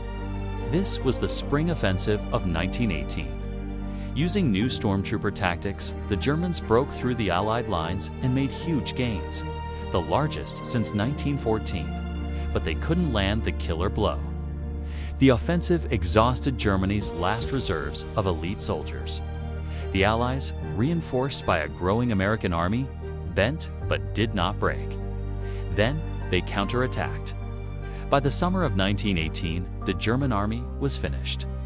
They were being pushed back relentlessly along the Western Front. Morale collapsed. Soldiers began surrendering in droves. Back home, the nation was at its breaking point. In late October, sailors in the German High Seas Fleet were ordered to set sail for a final suicidal battle against the British Navy. They refused. The mutiny in the port of Kiel spread like wildfire. Strikes, protests, and uprisings erupted in cities across Germany. The Kaiser had lost control of his country and his military. Faced with revolution at home and total defeat at the front, Germany's military leaders knew the war was lost. To get better peace terms, they advised the Kaiser to step down. On November 9, 1918, Kaiser Wilhelm II abdicated his throne and fled to exile in the Netherlands. The German Empire, forged in victory less than 50 years earlier, was no more. A new civilian government, a republic, was proclaimed. 2 days later, on the 11th hour of the 11th day of the 11th month, their representatives signed the armistice, ending the First World War. The guns finally fell silent. For 4 years, Germany had sacrificed millions of its sons. Its people had starved. Its economy was in ruins. The defeat was total and undeniable. But in the chaos and bitterness that followed, a dangerous lie began to take root.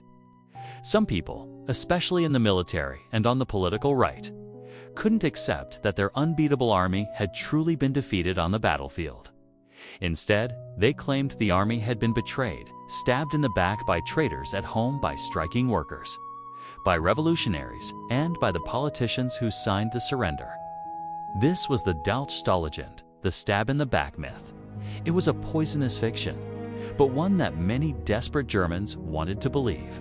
And it was a myth that, in the years to come, a failed artist and former corporal named Adolf Hitler would weaponize to devastating effect, setting Germany and the world on a path to an even greater catastrophe. Picture this: Berlin in the 1920s. The night is electric with neon lights. The air thrums with the sound of jazz pouring out of smoky cabarets. Theaters are showing bold new plays. Art galleries are filled with strange, abstract paintings. It's the dawn of a new, modern age. But just outside the club, scrawled on a brick wall, fresh graffiti calls the brand new German Republic a traitor. This is the story of the Weimar Republic, Germany's first tragic attempt at democracy, a tightrope walk over a canyon of chaos. After the devastation of World War I, the German Kaiser abdicated, and a new government was born in the city of Weimar. They wrote one of the most progressive constitutions in the world. It established a true democratic republic, gave women the right to vote, and promised a wide range of civil liberties. On paper, it was a dream of a modern, liberal society. But this dream was born from the nightmare of defeat. Almost immediately, the new republic was forced to sign the Treaty of Versailles. This wasn't just a peace treaty. For many Germans, it was a national humiliation. Germany had to accept full war guilt, giving up huge chunks of territory, dismantling its military, and, most crushingly, agreeing to pay massive reparations to the victors. The bill was so enormous, it was like being asked to pay for the entire war. This treaty created a deep well of resentment. A myth quickly spreads a stab in the back, myth claiming that the brave German army had unreally lost on the battlefield, but was betrayed by politicians, communists, and Jews back home. This lie would poison German politics for years to come. The Republic's early years were pure chaos. It was fighting for its life from day one. On the far left, the Spartacists, inspired by the Russian Revolution, tried to launch a communist uprising in Berlin. On the far right, disgruntled former soldiers formed paramilitary groups called the Freikorps. They hated the Republic and attempted several coups, like the Kapp Putsch, where they briefly took over Berlin. The government was so weak it had to rely on these same Freikorps to put down the communist revolts, which just shows how unstable everything was. It was a government caught between two violent extremes, with very few true friends. Then came the economic apocalypse. To pay the reparations demanded by the treaty, the government started printing money, printing and printing. This led to one of the most insane periods of hyperinflation in history.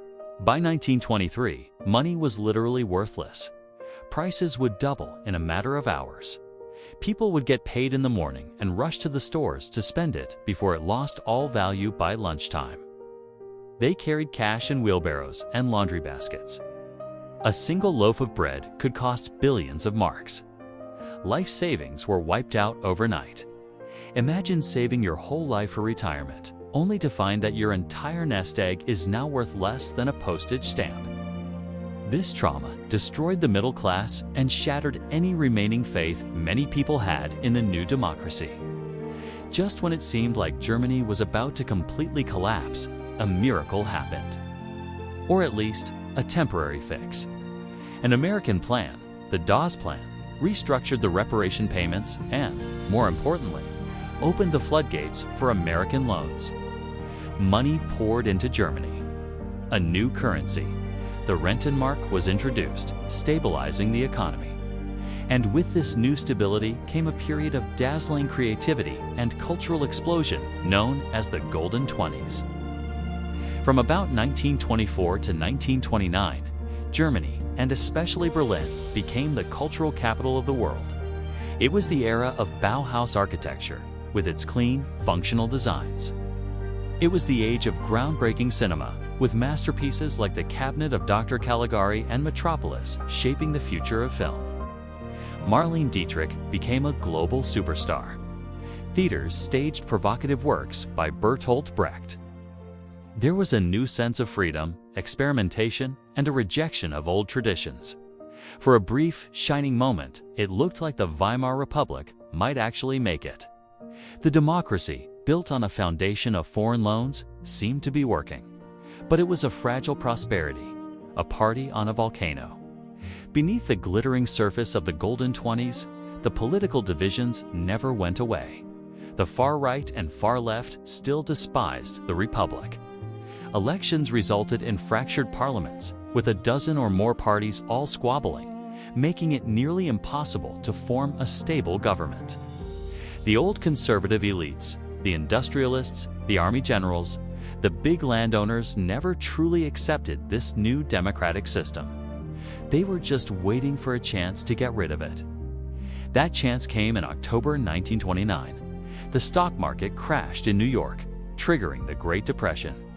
The American loans that had been propping up Germany's economy vanished overnight. The global economic tsunami hit Germany harder than almost any other country. Businesses went bankrupt, and unemployment skyrocketed. By 1932, nearly 1 in 3 German workers was jobless. People were desperate, hungry, and angry. They stood in breadlines, their hope from the Golden Twenties turning to ash. In times of extreme crisis, people often look for extreme solutions, and in Germany, the extremists were waiting. The political middle ground evaporated. Voters flocked to the parties that offered simple answers and convenient scapegoats. On the left, the Communist Party grew, promising a workers' revolution. But the real surge was on the right. A small radical party that had been a fringe group during the 1920s suddenly exploded in popularity. The National Socialist German Workers' Party, or the Nazis, led by a charismatic and hateful speaker named Adolf Hitler. Hitler offered a potent, toxic cocktail. He promised to rip up the hated Treaty of Versailles, rebuild the military, and restore German greatness. He gave the desperate masses someone to blame for their suffering: the politicians who signed the treaty, the communists, and, most viciously, the Jews, whom he scapegoated for all of Germany's problems. His stormtroopers, the SA, battled communists in the streets, creating an atmosphere of constant violence and crisis that they promised only they could solve. In every election, the Nazis gained more and more seats in the Reichstag, the German parliament. By 1932, they were one of the largest parties in the country. The democracy was paralyzed. No one could form a government. This is the crucial moment. The traditional conservative elites, the influential businessmen, aristocrats, and army leaders despised Hitler, seeing him as a vulgar, loudmouth upstart. But they feared a communist revolution even more. And they thought they were clever. They believed they could use Hitler's popularity for their own ends. Their plan was to make him chancellor, the head of the government, and surround him with their own people. They figured they could control him, tame him, and then discard him once he had served his purpose.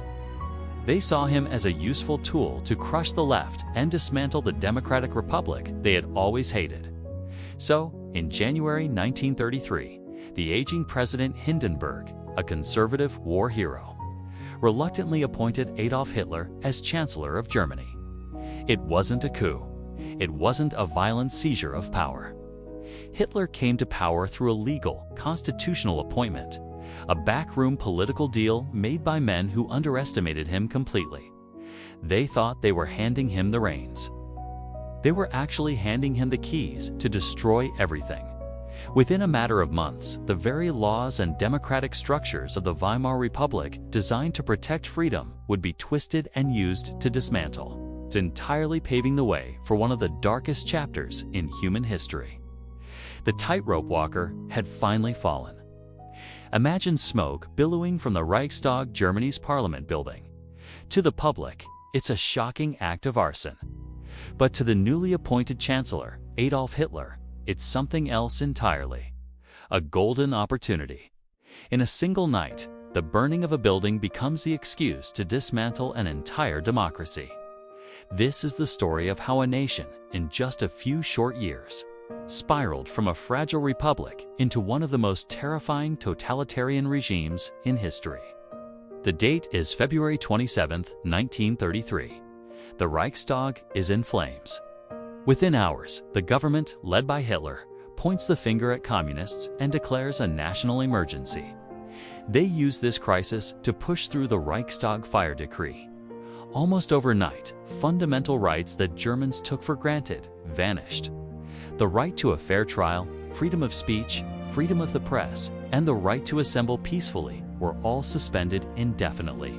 This wasn't a temporary measure. It was the first decisive step in a calculated seizure of power. The fire was the catalyst, the legal lever that pried open the door to dictatorship. Just 1 month later, in March 1933, the next critical blow was struck. The German parliament was intimidated into passing the Enabling Act. This law was as simple as it was devastating. It gave Hitler's cabinet the power to make and enforce laws without the approval of the Reichstag. Think about that for a moment. The legislative body, the very heart of the democratic process, was rendered powerless. The separation of powers, the essential check on a leader's authority, was completely erased. Hitler could now rule by decree, his word becoming law. The Weimar Republic, though technically still existing, was now just a hollow shell. The legal foundation for a one-man rule was firmly in place. With the legal framework secured, the regime moved swiftly to eliminate all political opposition. By July 1933, a mere 5 months after the Reichstag fire, Germany was officially a one-party state. All other political parties were either outlawed or forced to dissolve themselves. The Social Democrats, the Communists, the centrists saw voices of dissent were silenced. But it wasn't just political parties. Independent trade unions, which represented millions of workers and held significant power, were also destroyed. They were forcibly merged into a new state-controlled entity called the German Labor Front. This move neutralized organized labor, removing another potential source of resistance and placing the workforce under the direct control of the state. The political landscape was cleared, leaving a monopoly of power. But controlling the government wasn't enough. The regime wanted to control the very minds and souls of the German people. This process was called Gleichschaltung, or coordination. It was a systematic effort to bring every aspect of society into line with Nazi ideology. At the helm of this operation was Joseph Goebbels and his newly created Ministry of Public Enlightenment and Propaganda. This ministry took control of everything: newspapers, radio broadcasts, films, theater, music, and art.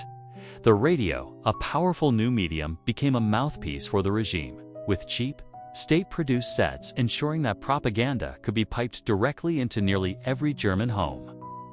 The arts were purged of anything considered degenerate, and culture became a tool to glorify the state, the leader, and the so-called Aryan race.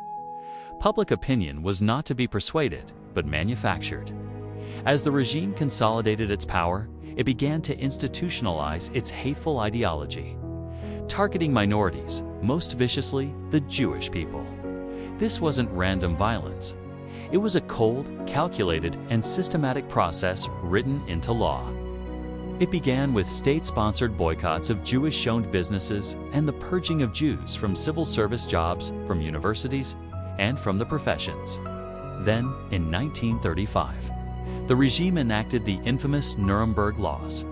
These laws stripped German Jews of their citizenship, officially designating them as subjects of the state rather than citizens. They were legally separated from the rest of the population, forbidden from marrying or having relationships with non-Jews. These laws weren't just discriminatory. They were designed to dehumanize an entire group of people, to isolate them, and strip them of their rights, their dignity, and their place in society. It was the legal foundation for the horrors that would follow. To enforce this new order and crush any remaining dissent, the state built a terrifying apparatus of control. This was the world of the secret police and the security forces. The Gestapo, the official secret state police, became a name synonymous with fear. They could arrest and imprison people without trial, relying on a network of informants who turned neighbors against neighbors. Then there was the SS, which evolved from Hitler's personal bodyguard into a massive organization with its own military, police, and economic enterprises. The SS ran the concentration camps, which were initially established for political prisoners but would soon expand to become sites of mass murder. Through surveillance, intimidation, and brutal force, these organizations created a climate of fear where conformity was the only guarantee of safety. Opposition was not just risky, was potentially fatal. While stripping away freedoms and persecuting minorities, the regime was masterful at creating an illusion of progress and prosperity for the majority. When Hitler came to power, Germany was in the depths of the Great Depression with over 6 million people unemployed. The regime launched massive public works projects, most famously the construction of the Autobahn highway system. It also began a massive, secret rearmament program, pouring money into building up the military in defiance of the Treaty of Versailles. The results were dramatic. Unemployment plummeted. The economy seemed to roar back to life. For many Germans who had suffered through years of economic hardship and national humiliation, it felt like a miracle. They saw new roads, jobs, and a restored sense of national pride. This perceived economic success created a powerful narrative of national restoration, convincing many to overlook the regime's brutality and the loss of their freedoms. They traded liberty for the promise of stability and strength. By 1939, the transformation was complete. Germany was no longer a democracy in ruins. It was a highly centralized, militarized, and ideologically unified totalitarian state. All internal opposition had been crushed. The economy was geared for war. The population was either indoctrinated or intimidated into compliance. The machinery of the state, now perfected and running at full capacity, turned its gaze outward, beyond Germany's borders. Hitler's vision of expanding German territory of Lebensraum was no longer a distant dream written in a book. The path to global conflict was no longer a possibility, was a directive. The world was about to see what this terrifying new machine was built to do. On a gray dawn in September 1939, German tanks smashed across the Polish border. In a speech to the world, Adolf Hitler declared Germany was merely defending itself. But this was no defensive act. It was the first move in a calculated war for empire and racial domination, a war that would become the deadliest conflict in human history. Within days, Britain and France declared war on Germany, but it was too little, too late to save Poland. The world then held its breath during the so-called phony war, a period of eerie calm. But in the spring of 1940, the storm broke. Germany unleashed its blitzkrieg, or lightning war. Denmark and Norway fell in a matter of hours and days. Then German forces stormed through the Netherlands, Belgium, and Luxembourg, bypassing France's supposedly impenetrable Maginot Line. The speed and ferocity of the attack were unlike anything the world had ever seen. The French and British armies were routed. In a stunning turn of events, France, one of the world's great powers, surrendered in just 6 weeks. Hitler stood triumphant in Paris, seemingly invincible. His next target was Britain.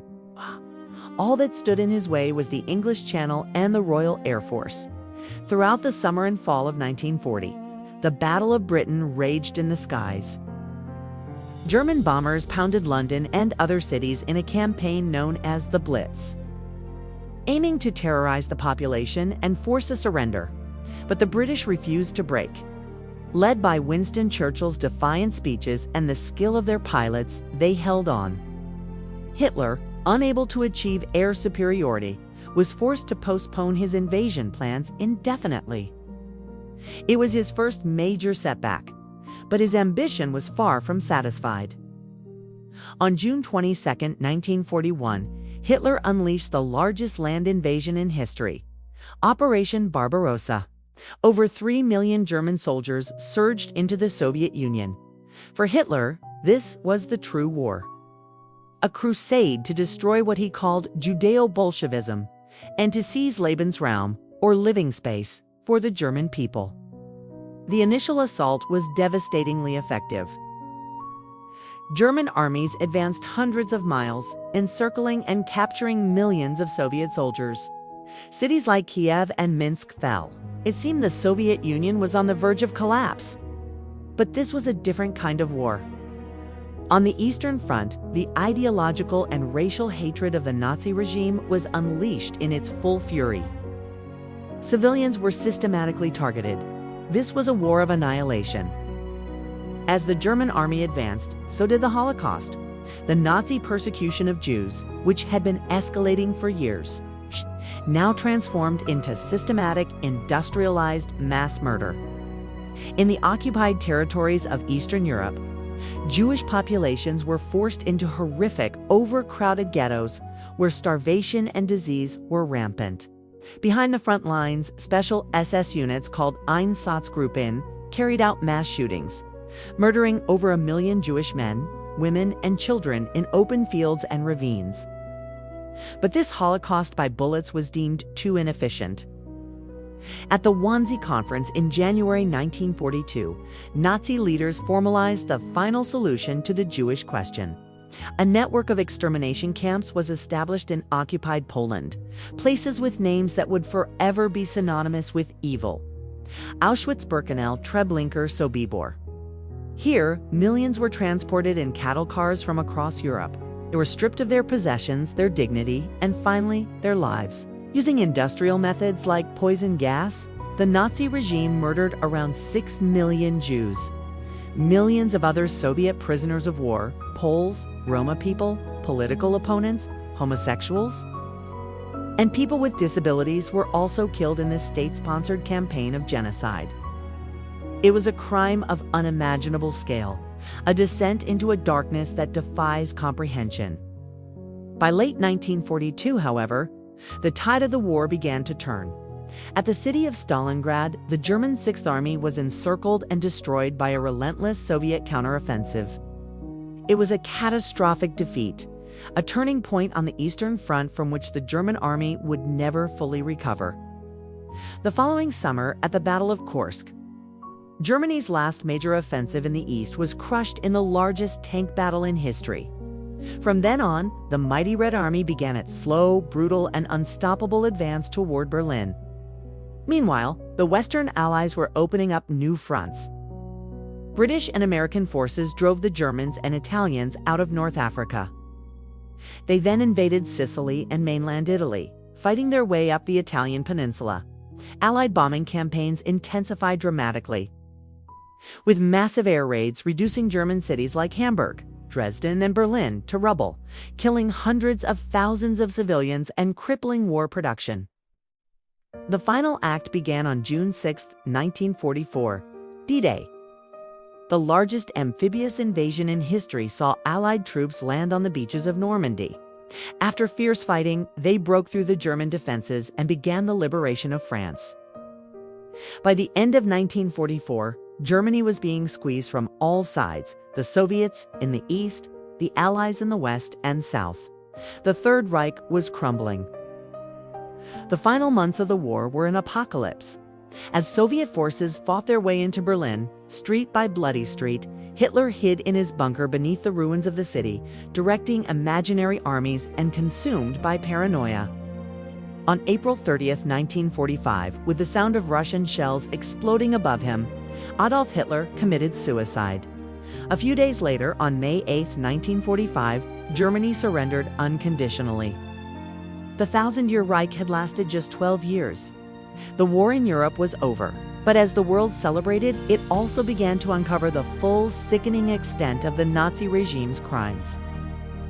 The guns fell silent over a continent in ruins, haunted by the ghosts of tens of millions dead. The Third Reich was gone, leaving behind a legacy of unparalleled destruction and moral collapse. And this raised a terrifying question. What do you do with a country, with a people, that has just committed the worst crimes in history? Imagine this. It's May 1945, Berlin. Once the grand capital of a so-called Thousand-Year Reich, is nothing but a sea of rubble. The war in Europe is over. But for Germany, a new, uncertain chapter is just beginning. This isn't just about rebuilding cities. It's about rebuilding a nation's soul from absolute zero, what the Germans called the stunned null, the 0 hour. Yesterday, one flag flew over this city. Today, there are 4, American, British, French, and Soviet flags, now mark out a fractured landscape, each representing a victorious power with its own vision for Germany's future. And in the middle of it all are millions of Germans, dazed and defeated, wondering what comes next. The first order of business for the victorious Allies was to dismantle the Nazi regime. They carved Germany up into 4 occupation zones. The Americans took the southeast, the British the northwest, the French the southwest. And the colossal eastern portion went to the Soviet Union. Berlin, a symbolic island deep within the Soviet zone, was itself subdivided into 4 sectors. This was a temporary solution, a way to manage the chaos. But as we'll see, temporary solutions have a way of becoming permanent. With the country under military control, the next step was justice, or at least an attempt at it. In the city of Nuremberg, the same place where the Nazis had held their massive, theatrical rallies, the world now watched a different kind of spectacle: the Nuremberg trials. For the first time in history, an international tribunal put the leaders of a regime on trial for crimes against humanity. High-ranking officials like Hermann Göring, Rudolf Hess, and others faced their accusers. They were charged with orchestrating the Holocaust and waging a war of aggression. The evidence was overwhelming. Films from liberated concentration camps, meticulous German records of their own atrocities. The trials were a landmark moment, establishing the principle that even in wartime, there are lines that cannot be crossed, and that I was just following orders is not a defense. For many, it was a necessary reckoning, a public airing of unspeakable evil. But while the world's attention was on the top leadership in the courtroom, what about the millions of ordinary Germans? The Allies initiated a process called denazification. The goal was to purge German society of all Nazi influence. This was a monumental task. Millions had been members of the Nazi Party or its affiliated organizations. How do you judge an entire nation? People had to fill out extensive questionnaires about their past.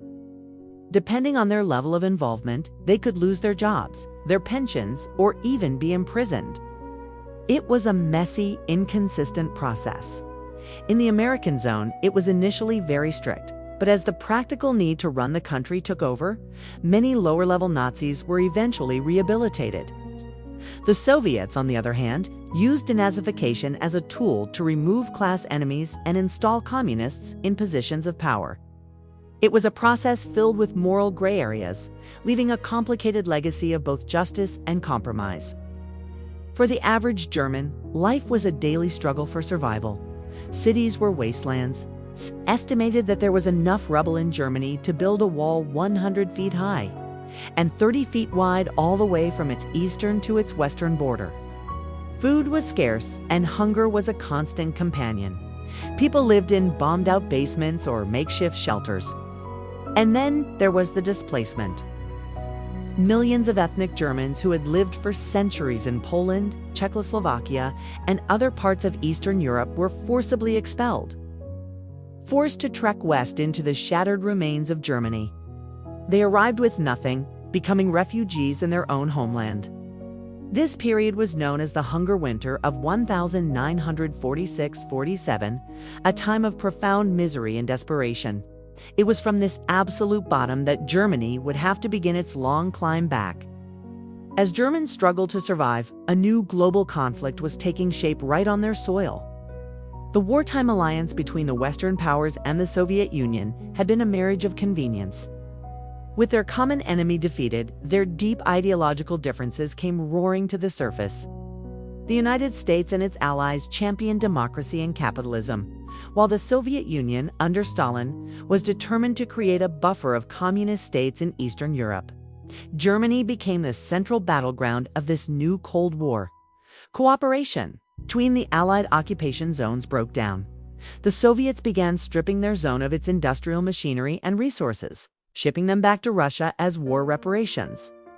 In contrast, the Western Allies soon realized that a stable, economically viable Germany was essential to resisting Soviet expansion. The division hardened. In 1948, the Western powers decided to unify their zones economically. They introduced a new currency, the Deutschmark, to replace the worthless old Reichsmark and kickstart the economy. This was the final straw for Stalin. He saw a resurgent capitalist West Germany as a direct threat. His response was dramatic and dangerous. In June 1948, the Soviet Union cut off all road, rail, and canal access to West Berlin. The city, with its 2 million inhabitants, was an isolated democratic outpost deep inside Soviet-controlled territory. Stalin's plan was simple: starve West Berlin into submission and force the Western Allies out. The world held its breath. Would this be the spark that ignited World War III? The Western response was one of the most remarkable feats of logistics and political will in history: the Berlin airlift. Instead of trying to break the blockade on the ground, which would have certainly meant war, the Americans and British decided to supply the city entirely by air. For nearly a year, around the clock, in all weather, planes landed at Tempelhof Airport in West Berlin every few minutes. They carried everything the city needed to survive: food, coal for heat and electricity, medicine, and raw materials. These were the same pilots who, just a few years earlier, had been bombing the city. Now, they were its saviors, dropping chocolate on tiny parachutes for the children of Berlin. The candy bombers became symbols of hope. The airlift was a massive success. It not only saved West Berlin, but also served as a huge propaganda victory for the West, painting the Soviets as cruel bullies and the Americans as generous protectors. By May 1949, Stalin admitted defeat and lifted the blockade. The Berlin blockade sealed Germany's fate. It was now clear that the four powers could not govern Germany together. The division, once temporary, became official. In May 1949, the three Western zones were formally merged to create the Federal Republic of Germany, or FRG. We know it as West Germany. It was a parliamentary democracy with its capital in the small city of Bonn. With the help of the Marshall Plan, America's massive economic aid package, West Germany's economy began to roar back to life in what would be called the Wirtschaftswunder, the economic miracle. The Soviets responded in kind. 5 months later, in October 1949, they established the German Democratic Republic, the GDR, in their zone. We know it as East Germany. It was a single-party socialist state, effectively a satellite of the Soviet Union, with its capital in East Berlin. The division of Germany was complete. 2 states, 2 currencies, 2 political systems, 2 armies, each integrated into the rival blocs of the Cold War. But the line between them was not yet impenetrable, especially in Berlin. The city remained a gaping hole in the Iron Curtain. For the next decade, Berlin was the easiest place for an East German to escape to the West. You could simply take a subway or a train from the communist East sector to the free West sectors, and from there fly to West Germany and a new life. And people did, in staggering numbers. Between 1949 and 1961, nearly 3 million East Germans, a sixth of the country's population, fled to the West. This was a disaster for East Germany. It wasn't just a propaganda embarrassment. It was a demographic catastrophe. They were losing their best and brightest doctors, engineers, skilled workers, and young people. The state was bleeding out. 2 Germanys now existed side by side in a state of perpetual rivalry. One was a thriving, democratic, capitalist success story. The other was an authoritarian, socialist state struggling to keep its own people from leaving. And in the heart of it all, Berlin remained the flashpoint, the one place where the 2 worlds met. For over a decade, millions voted with their feet, walking from one world into another. But the leaders of East Germany knew this couldn't last. The border was an open wound, and they were determined to close it. Something had to be done to stop the exodus, and that something would be drastic, brutal, and made of concrete and barbed wire. Imagine this. It's the dead of night. August 13, 1961. Under the cover of darkness, East German soldiers unroll miles and miles of barbed wire right through the heart of Berlin. By dawn, the city is severed. Streets are cut off. Subway lines stop dead. Families living just blocks apart are now separated by an impassable barrier. A single night of wire and concrete has split a city, a country, and a people into 2 completely different worlds. This wasn't just a border. It was a scar etched across Europe, and it would define Germany for the next 3 decades. This is the story of the wall and the miracle. So why build a wall in the first place? The answer is simple. People were leaving. By 1961, nearly 3 million East Germans had fled to the West since the state was founded.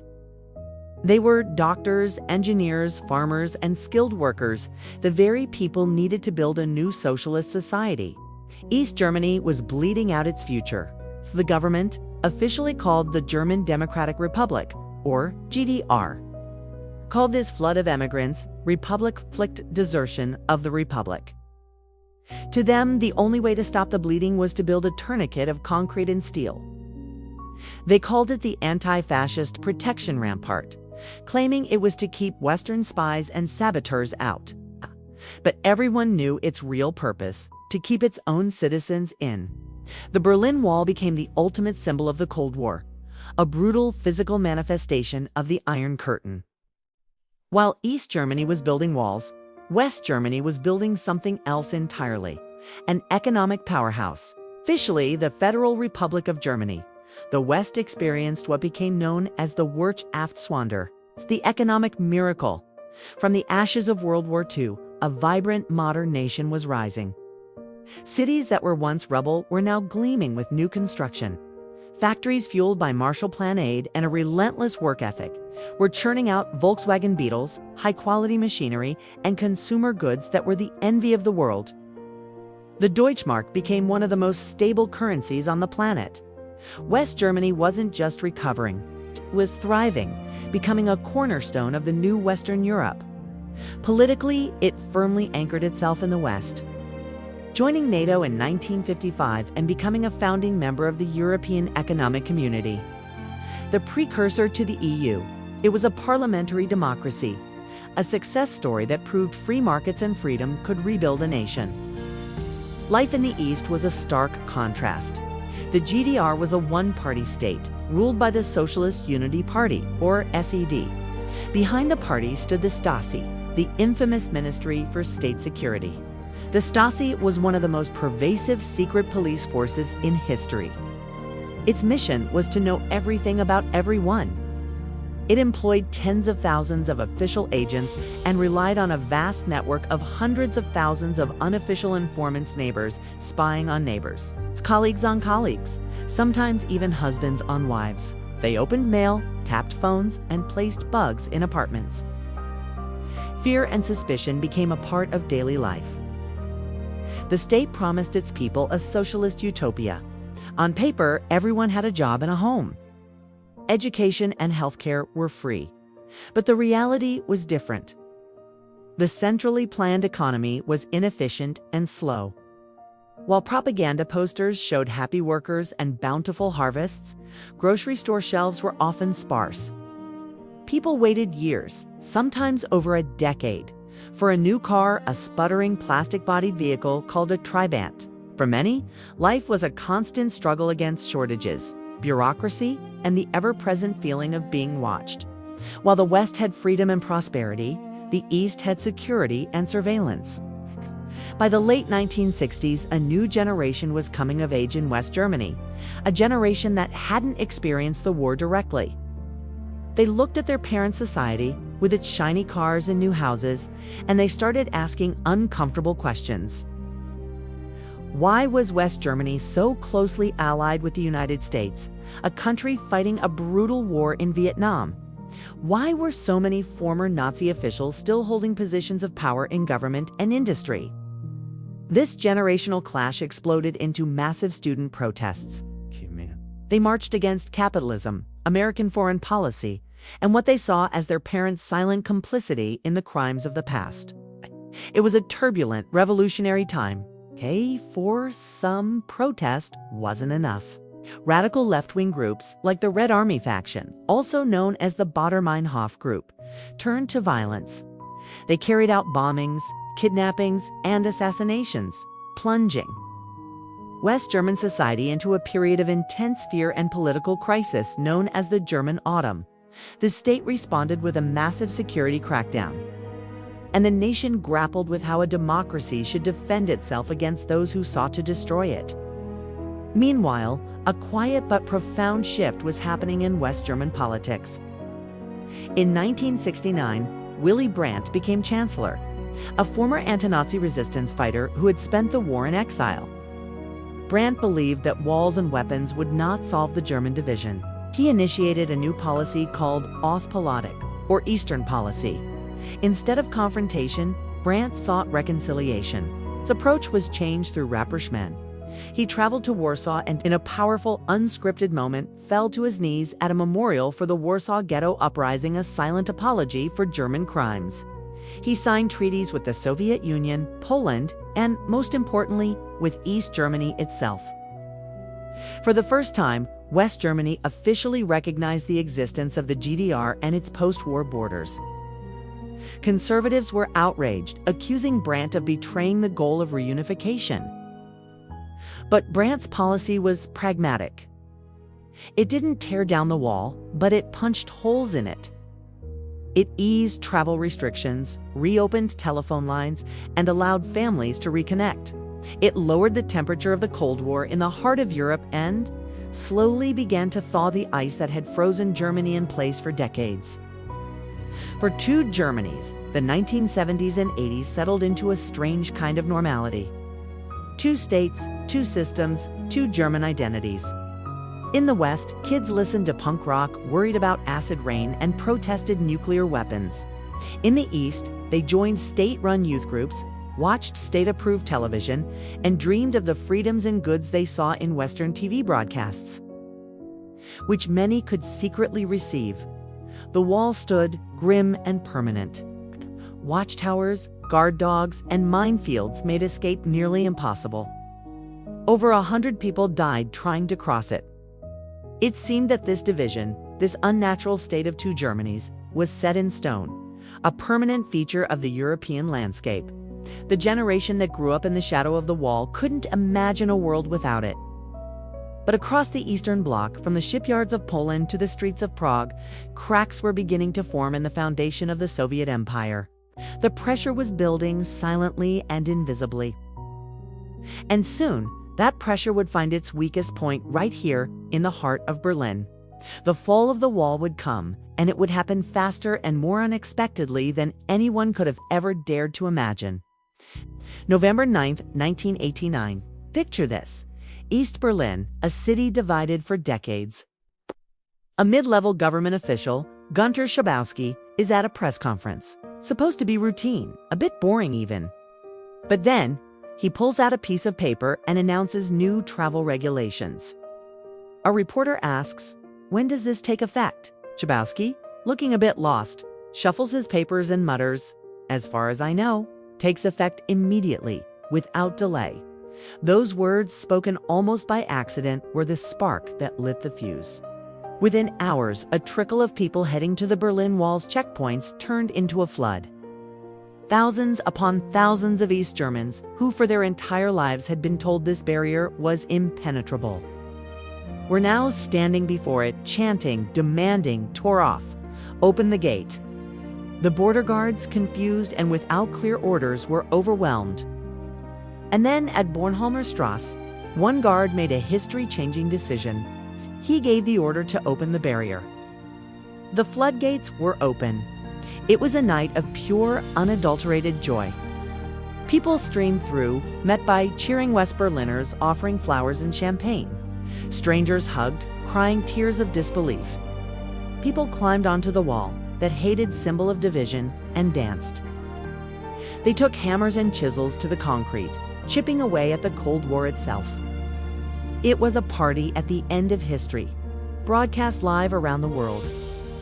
But how did we get to this incredible, spontaneous moment? To understand that, we need to rewind a bit to Moscow and a man named Mikhail Gorbachev. By the late 1980s, the Soviet Union was in deep trouble. Its economy was crumbling. Gorbachev knew something had to change. He introduced two radical policies: glasnost, meaning openness, and perestroika, meaning restructuring. This wasn't just about reforming the Soviet Union. It sent a massive shockwave across all of Eastern Europe. For decades, communist governments in places like Poland, Hungary, and East Germany had relied on the threat of Soviet tanks to stay in power. Now, Gorbachev was signaling that the tanks were staying home. He was effectively telling these regimes, "You're on your own." This was a green light for opposition movements. In Poland, the Solidarity trade union gained power. In Hungary, the government started cutting the barbed wire on its border with Austria. And in East Germany, the German Democratic Republic, or GDR, people started to lose their fear. Throughout the summer of 1989, thousands of East Germans took a vacation to Hungary and then simply walked across the open border into Austria, and from there to West Germany. The GDR was bleeding its people, and its hardline leader, Erich Honecker, had no answer. Back inside East Germany, the pressure was building. In the city of Leipzig, a small prayer meeting for peace at the St. Nicholas Church began to grow. Every Monday, more and more people would gather, and then march through the city, chanting, "Wir sind das Volk," "We are the people." At first, there were hundreds, then thousands, then tens of thousands. The security forces, the infamous Stasi, watched, but with Moscow silent, they hesitated to crack down. The protests spread to East Berlin and other cities. It was a peaceful revolution, a revolution of candles and courage. The government was paralyzed. Honecker was forced out, but his successors had no idea how to stop the momentum. The people were demanding change, freedom to travel, freedom of speech, real democracy. And that brings us back to that chaotic press conference on November 9th. The new travel law was meant to be a small concession, a way to release some of the pressure. It was supposed to be a controlled process with visas and applications. But Jablonski's fumbled announcement turned it into an immediate, irreversible fact. The wall didn't fall because of a politician's grand decree.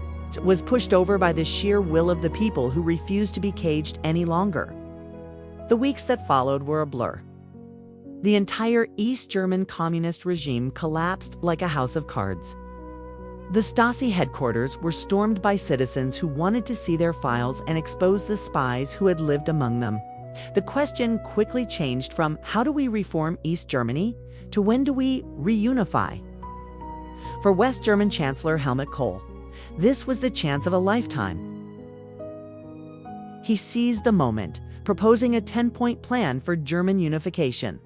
But it wasn't just up to the Germans. Remember? Germany was still technically an occupied country. The four victorious powers of World War II, the United States, the Soviet Union, Britain, and France still had a say. This led to a flurry of high-stakes diplomacy known as the 2+4 talks, the two Germanys plus the four Allied powers. There were huge hurdles. The Soviets were worried about a powerful, united Germany being part of NATO. The British and French had their own historical anxieties about a strong Germany at the heart of Europe. But George H.W. Bush's American administration threw its full support behind reunification. Kohl offered massive financial aid to the struggling Soviet Union. Eventually, a deal was struck. A reunified Germany would remain in NATO, but no NATO troops would be stationed in the former East. The new Germany would also formally accept its post-war borders, giving up any claims to former German territories in Poland. With the international green light, things moved at lightning speed. On October 3, 1990, less than a year after the wall came down, the German Democratic Republic officially ceased to exist. It was absorbed into the Federal Republic of Germany. At the stroke of midnight, the black, red, and gold flag of a single Germany was raised in front of the Reichstag building in Berlin. The country, divided for 45 years, was whole again. The crowds chanted a new slogan: "Wir sind ein Volk." We are one people. It seemed like a fairy tale ending, but the reality was far more complicated. The happily ever after part was going to be a long, difficult, and expensive process. Imagine trying to merge two completely different systems overnight.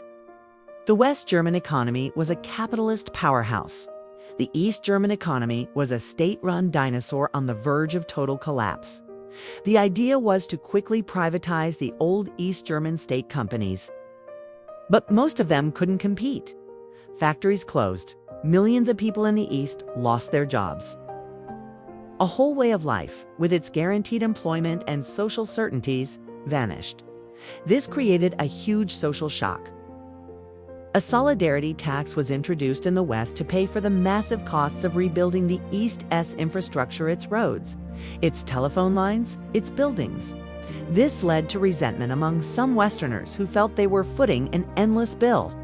They called their Eastern compatriots Osses and saw them as lazy and complaining.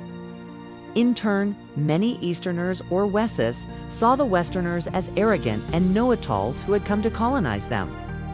They felt like second-class citizens in their own newly united country. The wall in the mind, the Mauer im Cube, proved much harder to tear down than the one made of concrete. Decades later, many of these economic and social gaps have narrowed, but not all have disappeared.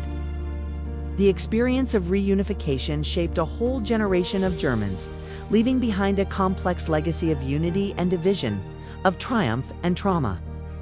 So, by the end of the 20th century, Germany was once again a single sovereign nation at the center of Europe. It was bigger, more populous, and economically stronger than ever. But this new Germany was different. It wasn't an empire hungry for territory or a military giant threatening its neighbors. It was a democratic nation deeply embedded in the European Union and NATO. But this raised a new, profound question, one that Germany still grapples with today, in a world that has unforgotten the horrors of its past. What does it mean to be a powerful and responsible Germany? What is Germany's role on a continent and in a world that it once tried to dominate? The journey to answer that was just beginning. Imagine a young student hopping on a train in Warsaw, traveling through Berlin, and arriving in Paris, all with just one ID card and not a single border check. It feels normal now, but this everyday miracle is the result of a massive project. And at its heart is a nation that has completely reinvented itself, Germany. How did a country once synonymous with division and destruction become the anchor of a peaceful, united Europe? Since the turn of the millennium, Germany has transformed into the continent's economic powerhouse. Think of it as Europe's engine room. As a central member of the European Union and the Eurozone, its economy drives much of what happens across the continent. But here is the fascinating part. Germany has tried to redefine what it means to be powerful. It's less about tanks and military might, and more about diplomacy, trade, and building a Europe based on shared rules and values. It's a conscious shift, an attempt to lead not through force, but through cooperation and economic stability. This new identity didn't appear overnight, it was forged in the shadow of a dark past. Germany confronts its history head-on in a way few other nations do. Walk through Berlin, and you'll find memorials like the haunting Holocaust Memorial, a constant physical reminder of the country's Nazi past. It's taught relentlessly in schools, and strict laws are in place to combat hate speech. This isn't about forgetting, it's about remembering, to ensure that such horrors never happen again. This commitment to acknowledging its past is the very foundation upon which modern Germany's moral authority is built. This new role has been tested time and time again. During the Euro crisis that started around 2009, when countries like Greece were on the brink of economic collapse, all eyes turned to Germany. Led by Chancellor Angela Merkel, Germany championed a policy of austerity, pushing for strict fiscal discipline in exchange for bailout loans. This made Germany a leader, but also a target of criticism. Some saw it as a responsible guardian of the euro, while others viewed it as an unyielding enforcer, imposing harsh conditions on its neighbors. It was a tough, defining moment that showcased Germany's immense influence and the burdens that come with it. Then came 2015 and the Syrian refugee crisis. As hundreds of thousands of people fled war and sought safety in Europe, borders began to close. It was Germany, again under Merkel, that made a world-stopping decision, famously declaring, "Wir schaffen das. We can do this." The country opened its doors, taking in over 1 million refugees. This act was celebrated globally as a profound humanitarian gesture, but internally, it ignited a fierce debate. It strained resources, challenged social cohesion, and fueled a political backlash. The welcoming culture, or Willkommenskultur, was put to the test, revealing deep divisions within German society about identity, integration, and the limits of generosity. More recently, the world changed again with Russia's full-scale invasion of Ukraine in 2022. This event forced Germany into a painful reckoning. For decades, Germany had pursued a policy of building ties with Russia through trade, especially by becoming heavily dependent on Russian gas.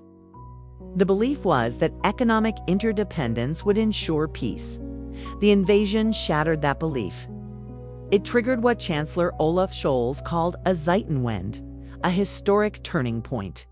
Germany dramatically increased its defense spending, began sending weapons to Ukraine, and scrambled to wean itself off Russian energy. This was a monumental pivot, a forced admission that diplomacy and trade alone are not always enough to deter aggression. Germany had to rethink its entire security and foreign policy in a matter of weeks. While grappling with these huge international crises, Germany also faces significant challenges at home. Its population is one of the oldest in the world. It's creating a desperate need for skilled immigrants to keep its economy running and its social systems funded. At the same time, the old divisions between the formerly communist East and the more prosperous West still linger. Economic disparities and a sense of being left behind in the East have helped fuel political discontent. This discontent has given rise to new political forces, most notably the right-wing Populist Party, Alternative for Germany, or AfD. This party questions the very pillars of modern Germany's identity. its commitment to the European Union, its immigration policies, and its multicultural direction. Their growing popularity reflects a segment of society that feels anxious about the future and nostalgic for a past that may have never existed. Their rise is a constant reminder that Germany's path is not without internal opposition. Yet, amidst all these challenges, Germany is also trying to look forward, leading the charge on one of the biggest issues of our time, climate change. With its energument or energy transition, Germany has been aggressively pushing to shift from nuclear and fossil fuels to renewable sources like wind and solar. It's a massive, expensive, and technologically complex undertaking. While it has hit roadblocks and faced criticism for its pace, it shows Germany's ambition to use its industrial and engineering might to tackle global problems, trying to build a new kind of green power. So, as we close this journey through German history, what have we learned? If American history is a long, messy experiment in creating a democracy, and Russian history is a relentless struggle over empire and identity, then German history might be seen as something else. It's a profound, hard-won lesson in how a nation can learn to live with its own immense strength. It's the story of a country that brought unimaginable darkness into the world, but then spent 80 years painstakingly trying to turn its power toward building something better, something more peaceful, and something more hopeful. It's a story that is far from over. Thank you so much for joining me on this deep dive into German history. If you found this series insightful, please like, subscribe, and hit the notification bell so you do unmiss our future explorations of the world's most fascinating stories. See you next time.